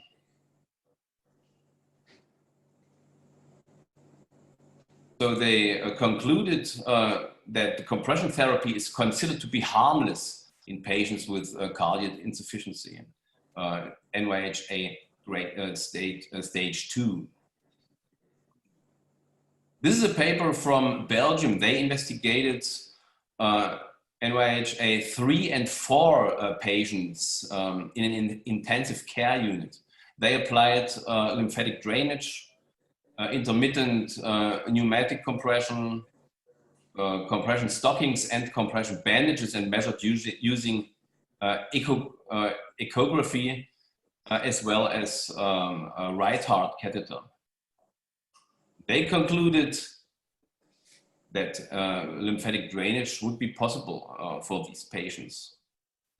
But a note of caution regarding lymphatic drainage, they only treated in this trial the lower limb, and they did it in an ICU. This is from Israel. They investigated seating-induced postural hypotension in older patients with a decompensated heart failure. It's maybe a kind of a borderline indication, but the most important message for us is no cardiac decompensation at all when using compression stockings. On the other hand, there are case reports like this: acute pulmonary edema associated with placement of compression stockings. Cases like this suggest that compression stockings should be used with caution in patients with limited cardiac reserve. Let me conclude. According to our paper, if stage 2 patients are treated using medical compression stockings, we see a temporary increase in natriuretic peptide, but no hemodynamic changes. That means no risk at all. In stages 3 and 4, multi-layer bandages cause increase of right heart pressure without long-term impairment. And lymphatic drainage is no contraindication either. The take-home message is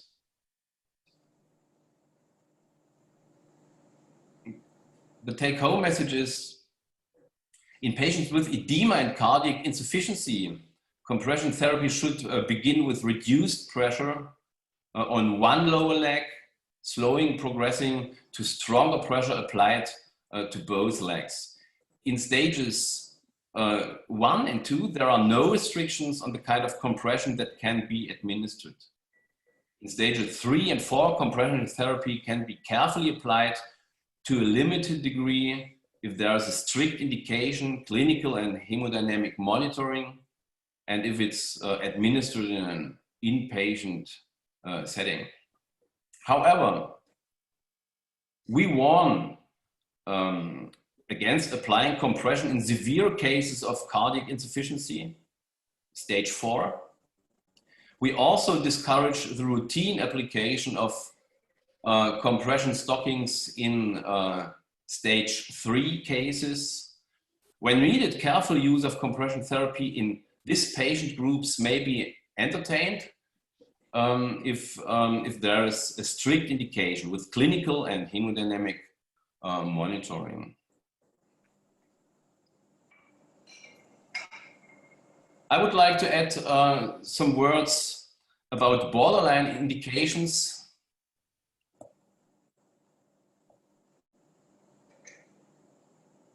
Clinical situations in which compression was previously considered to be contraindicated. In Europe, compression is routinely applied in the event of acute superficial or deep venous thrombosis, but this is not a common practice in all parts of the world.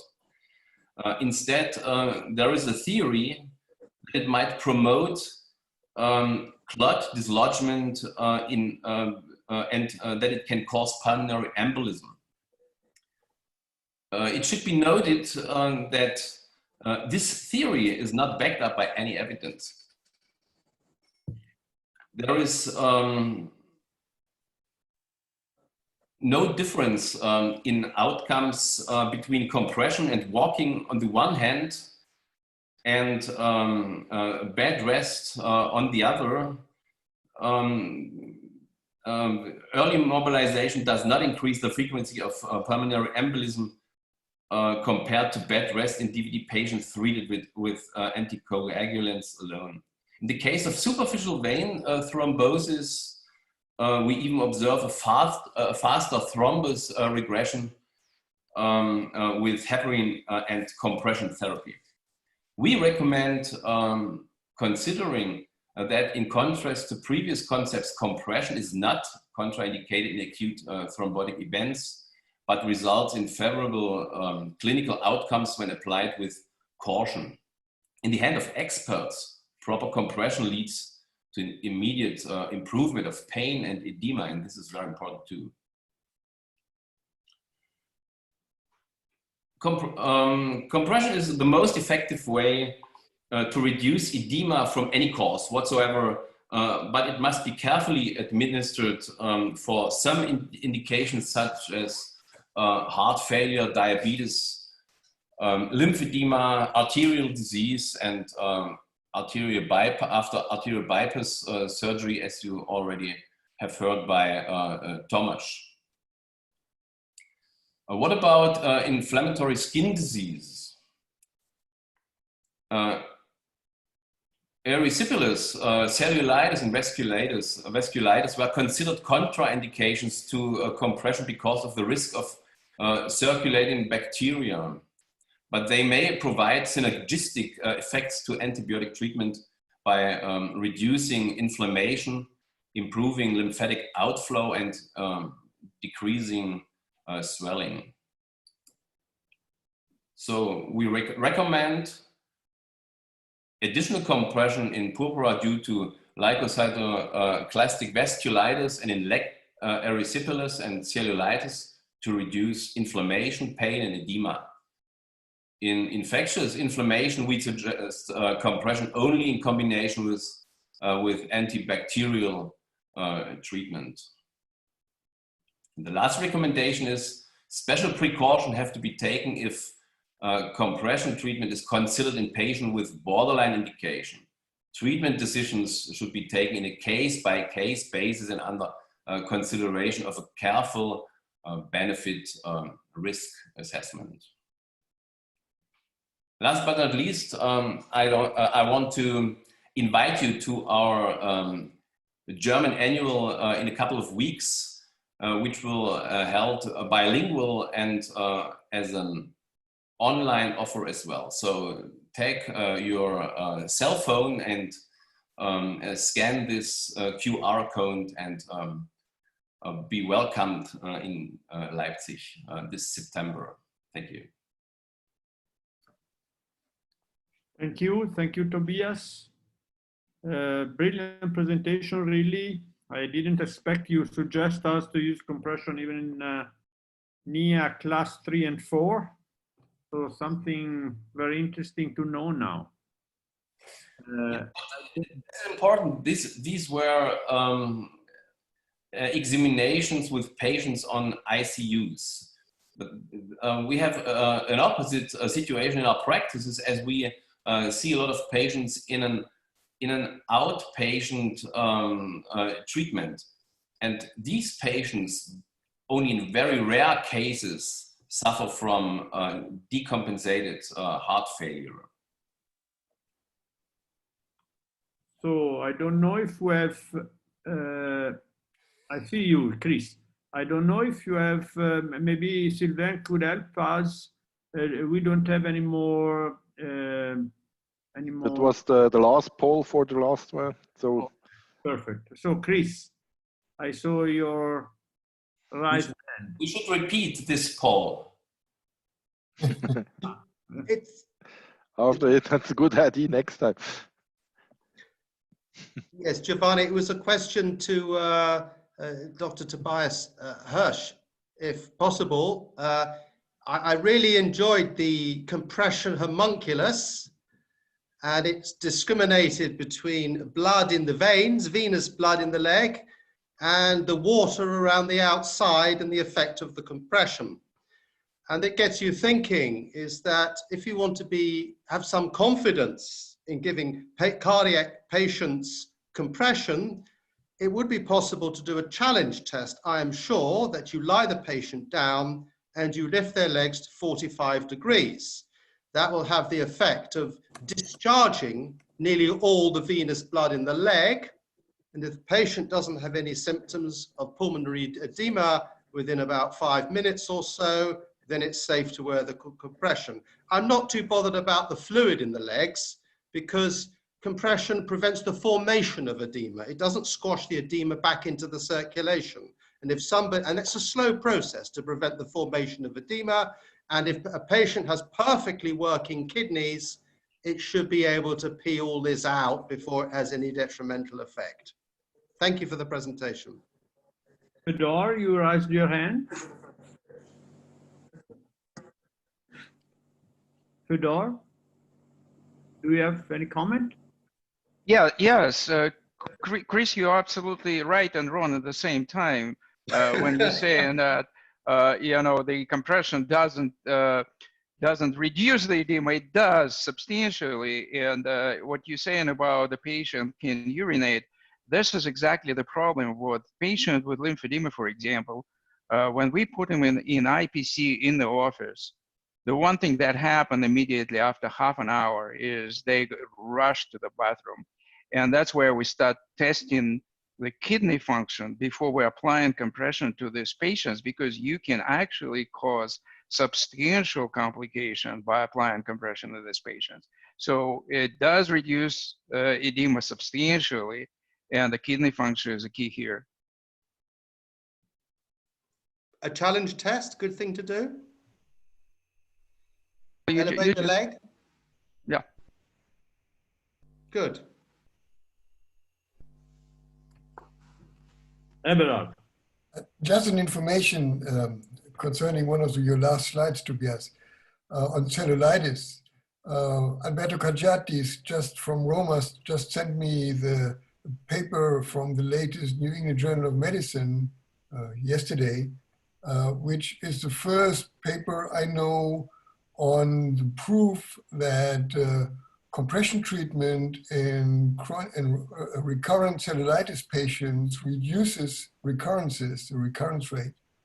We all do this, you know, usually, but they proved it in a study from Australia that if you apply compression treatment in a patient with recurrent episodes of cellulitis and compare this with a group with no compression, then you can reduce the incidence of recurrent cellulitis phases by more than 50%.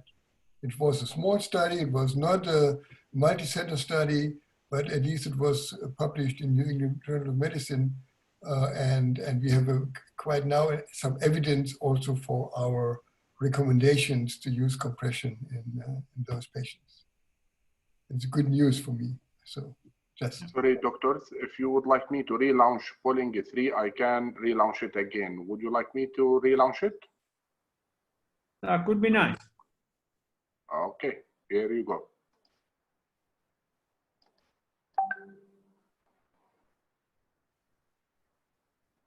Please inform me when to stop.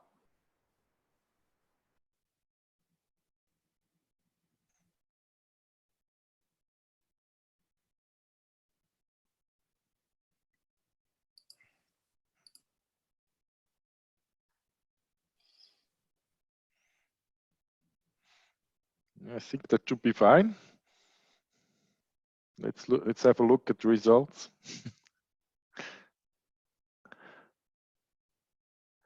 Okay, looks still very similar to what we had before, as far as I remember.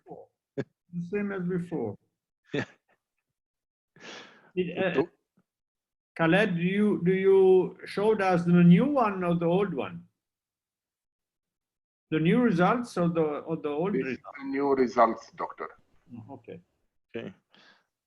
So there is still a lot of people afraid of compression in the NIA class 3 and 4, stage 3 and 4.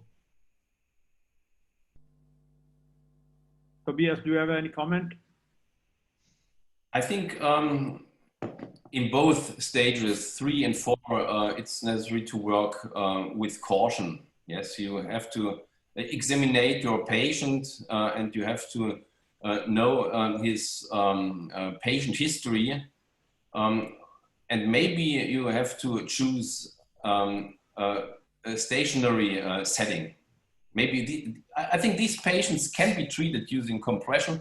These patients can be treated using lymphatic drainage, but these cases must not be treated outpatient. They have to go into a hospital to have hemodynamic monitoring or clinical monitoring. You need breaks between the sessions of treatment, and you need the opportunity to stop in every moment. And this is what you only can do in a clinic, but not with a patient at home. Would you be confident to apply, for instance, a first-class stocking that is still effective in edema reduction, but not so effective as a strong bandage, for instance, and leave the patient at home? So a very light compression just in one leg, even in a patient with advanced stage of cardiac compensation, could be safe to keep at home, or you like? We do check the anti-pro BNP in our practice, and so we apply the bandages or apply the stockings in our practice, and do a measurement half an hour later, and wait for the patient to say how does he feel, and if he feels well, he can go home. Okay. So anybody has any comment? Giovanni, I actually have a question for Tobias and for the whole panel. So compression in DVT patients, what specifically you use as a compression device? And I'm thinking about two different categories of patients. One is ambulatory patients that can ambulate, and the second category of patients that are immobile patients for whatever reason. They are immobile not for the reason for DVT treatment. But what kind of compression device, what pressure would you use in those two categories? So from my point of view, I use first bandages, but just for one very practical reason. If you see the patient with a DVT in your office and you prescribe a stocking, he needs to go to the shop, he needs to have the stocking ready, and this is not always simple. Maybe they need to wait for 2 or 3 or 4 days to have the right stocking. So if you just apply immediately a bandage, the patient is protected, so to say, and then you prescribe a stocking and he has the time to get the stocking. These are just from a practical, very practical point of view. I don't do any difference between ambulant or immobile patients. Yes, that's the same. My attitude maybe is not correct, but it's just I don't have any data on this. In Germany, we don't have stockings in the doctor's office, and that's why we have to apply compression bandages. The other thing is that the patients with an acute DVT, they indicate a swelling, and you cannot apply stockings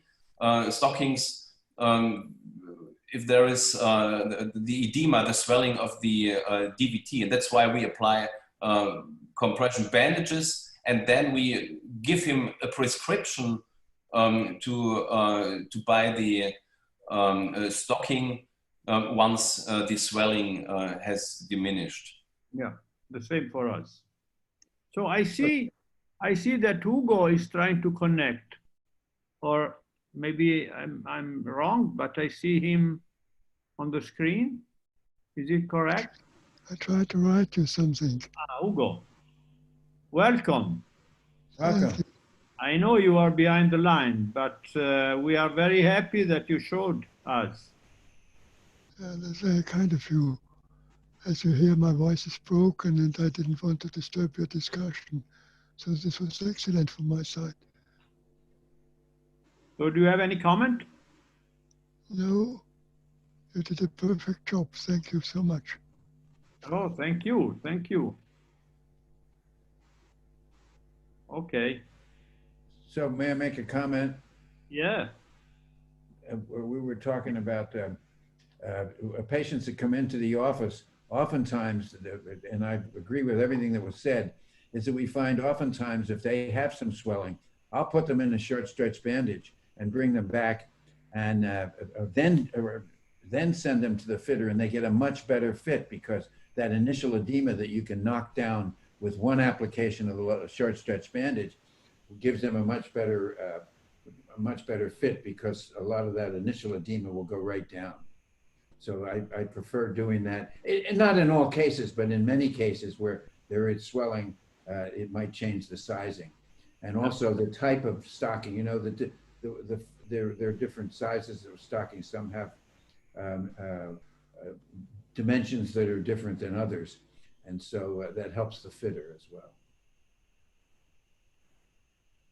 Now, Joe, you are perfectly right. But I would like also to add that now we have Velcro wraps also.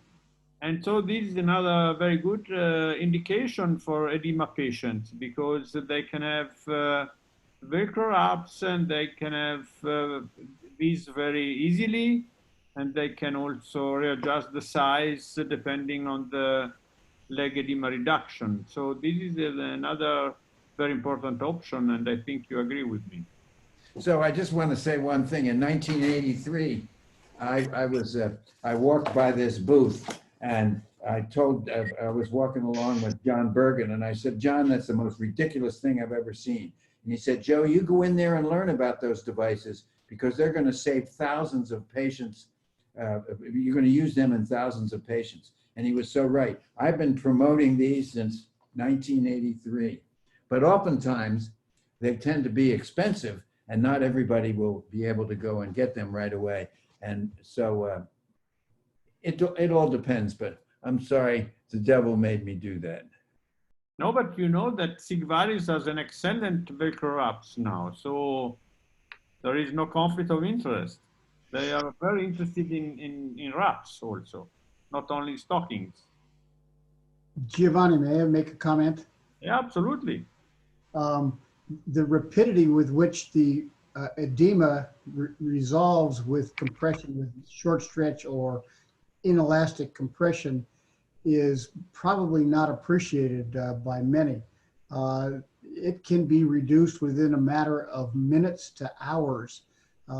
When we see on our annual trip to South America, when we see patients with really significant edema and we need to get a decent fit for their compression hose, we put them in a short stretch wrap and have them walk about the town where we're working, and they'll come back in 1 or 2 hours, and the diminish is dramatic and quick. Yeah, you are perfectly right. But this is exactly what I wanted to underline. Inelastic bandage first is very important, to my opinion. First, because it is immediately available, because in our office there are inelastic bandages. We cannot sell stockings. On the other hand, the immediate reduction with the inelastic bandages allow the patient to choose the proper size of the stocking immediately afterwards. So for these two reasons, I think that this attitude is important and right. But on the other hand, we cannot forget that from a theoretical point of view, elastic stockings are very effective in reducing edema. The problem is that if you apply a stocking immediately, maybe after 1 day, the patient needs to buy another one because the leg is dramatically reduced and the first stocking is not anymore effective. And from this point of view, I think you are right. And the correct attitude is apply it in elastic bandage or a Velcro wrap at the moment of diagnosis, and then of the visit of the patient, and immediately after, when the edema is removed, try to prevent recurrences by elastic stockings. I think that's exactly true for severe edema. Yeah. If you look to all edema patients in your patients group, I would say 80% or 90% of the edema patients have low-level edema. And for those low-level edema, where you have, let's say, an increase of your leg circumference from 1 to 2 centimeters, you can immediately start with the stocking without changing. Eberhard, you are more lucky than me. I don't see patients with little edema.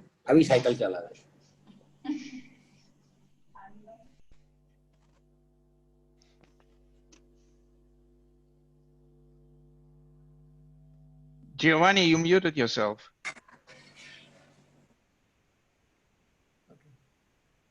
I'm just saying that Eberhard is more lucky than me because he's able to see even patients with a light edema. Maybe in my region, the general practitioner treat this kind of patient and send me only patient with severe edema. And so this is the reason why I have this attitude, but you are completely right. And you know, we also published a paper where we could describe that stockings are very effective in reducing edema. So in a light edema, absolutely, you can start with stockings. If I may, I can, Joe Caprini, I really want to ask you to follow up on my question. So Giovanni, I'm even less lucky because I see patients with no edema and DVTs. And this is exactly what I want to ask Joe, because you divide. So if you see the patient, you know, say patient for the medical reasons in a hospital, laying down, and I'll tell you the sequence of events that we usually see. The first thing is happening is IPC is off when the DVT is diagnosed. The second thing is happening, the patient's on the heparin or other anticoagulation with no compression. So what is your recommendation, Joe? You were in the same setting, so that's why I'm asking you first. Well, I've often had this happen many times, and the thing is that these patients, I'd like to put a short stretch compression on them and get them up and walk around, and get them out of bed as quickly as possible. And remember Hugo's work in this regard, and ambulating these patients is much safer than keeping them in bed. That's the first thing. The second thing is that the lawyers have promulgated this ridiculous concept that pneumatic compression is going to move clots out of the leg. And we know that getting patients out of the bed and walking produces a much greater hemodynamic effect than a pneumatic compression device. And Hugo and others have already proven that that does not, that walking is better than being in bed, and there's less stasis and so forth. And also the Bonamou rule, if they come in walking, then keep them walking. So that I don't agree with that, but we have a terrible time using that pneumatic compression. So I try to put on short stretch or put on a stocking. And I don't know exactly if I'm interpreting your question properly. Okay.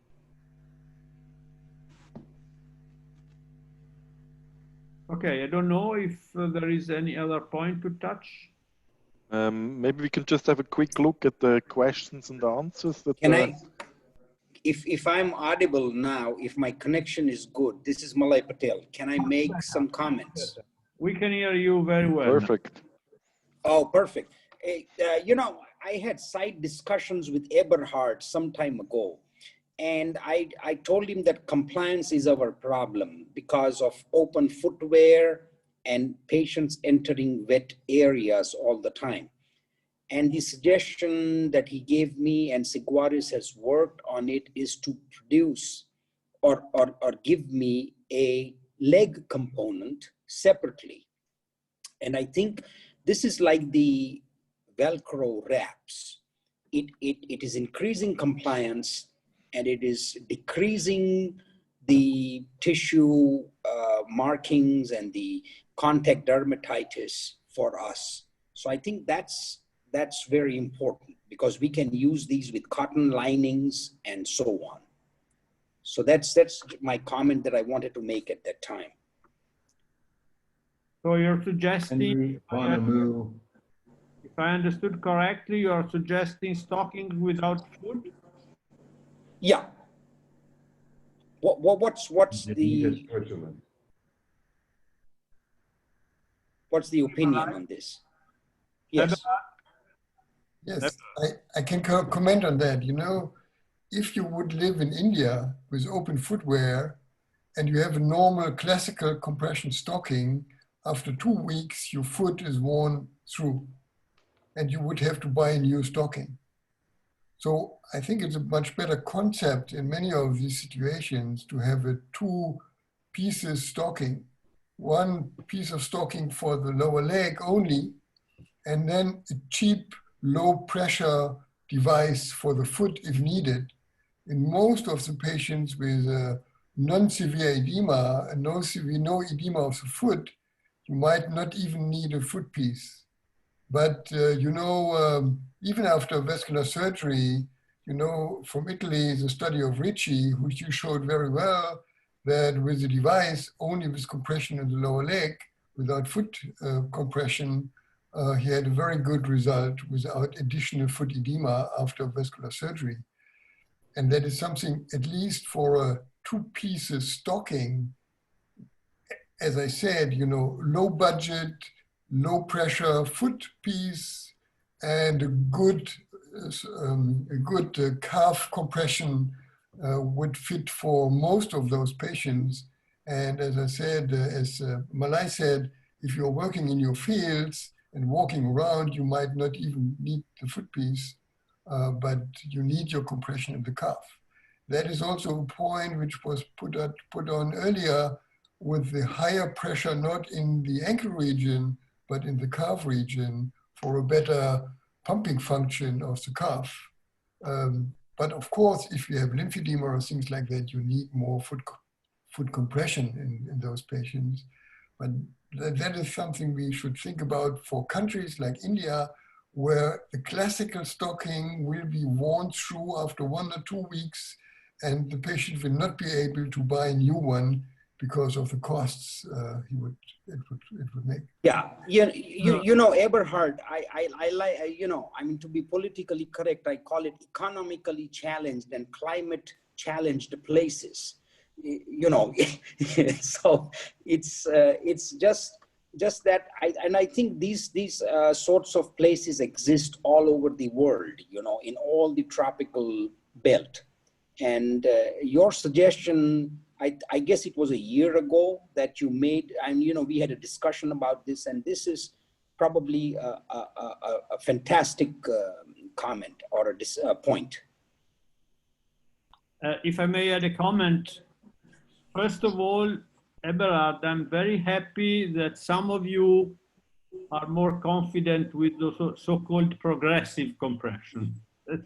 As you know, it was one of our publications, and we are very aware, so to say, that progressive compression sometimes is very effective. Regarding your point, I totally agree with you, especially if you have a patient able to walk. Compression of the foot is not extremely important, so to say. I want to tell you my experience in the last year regarding Velcro wraps in patients with leg ulcers. I always recommend them to wear also something on the foot, because you know that very often the Velcro wraps are composed of 2 parts, a foot part and a leg part. And when they come to my office, I apply both of them.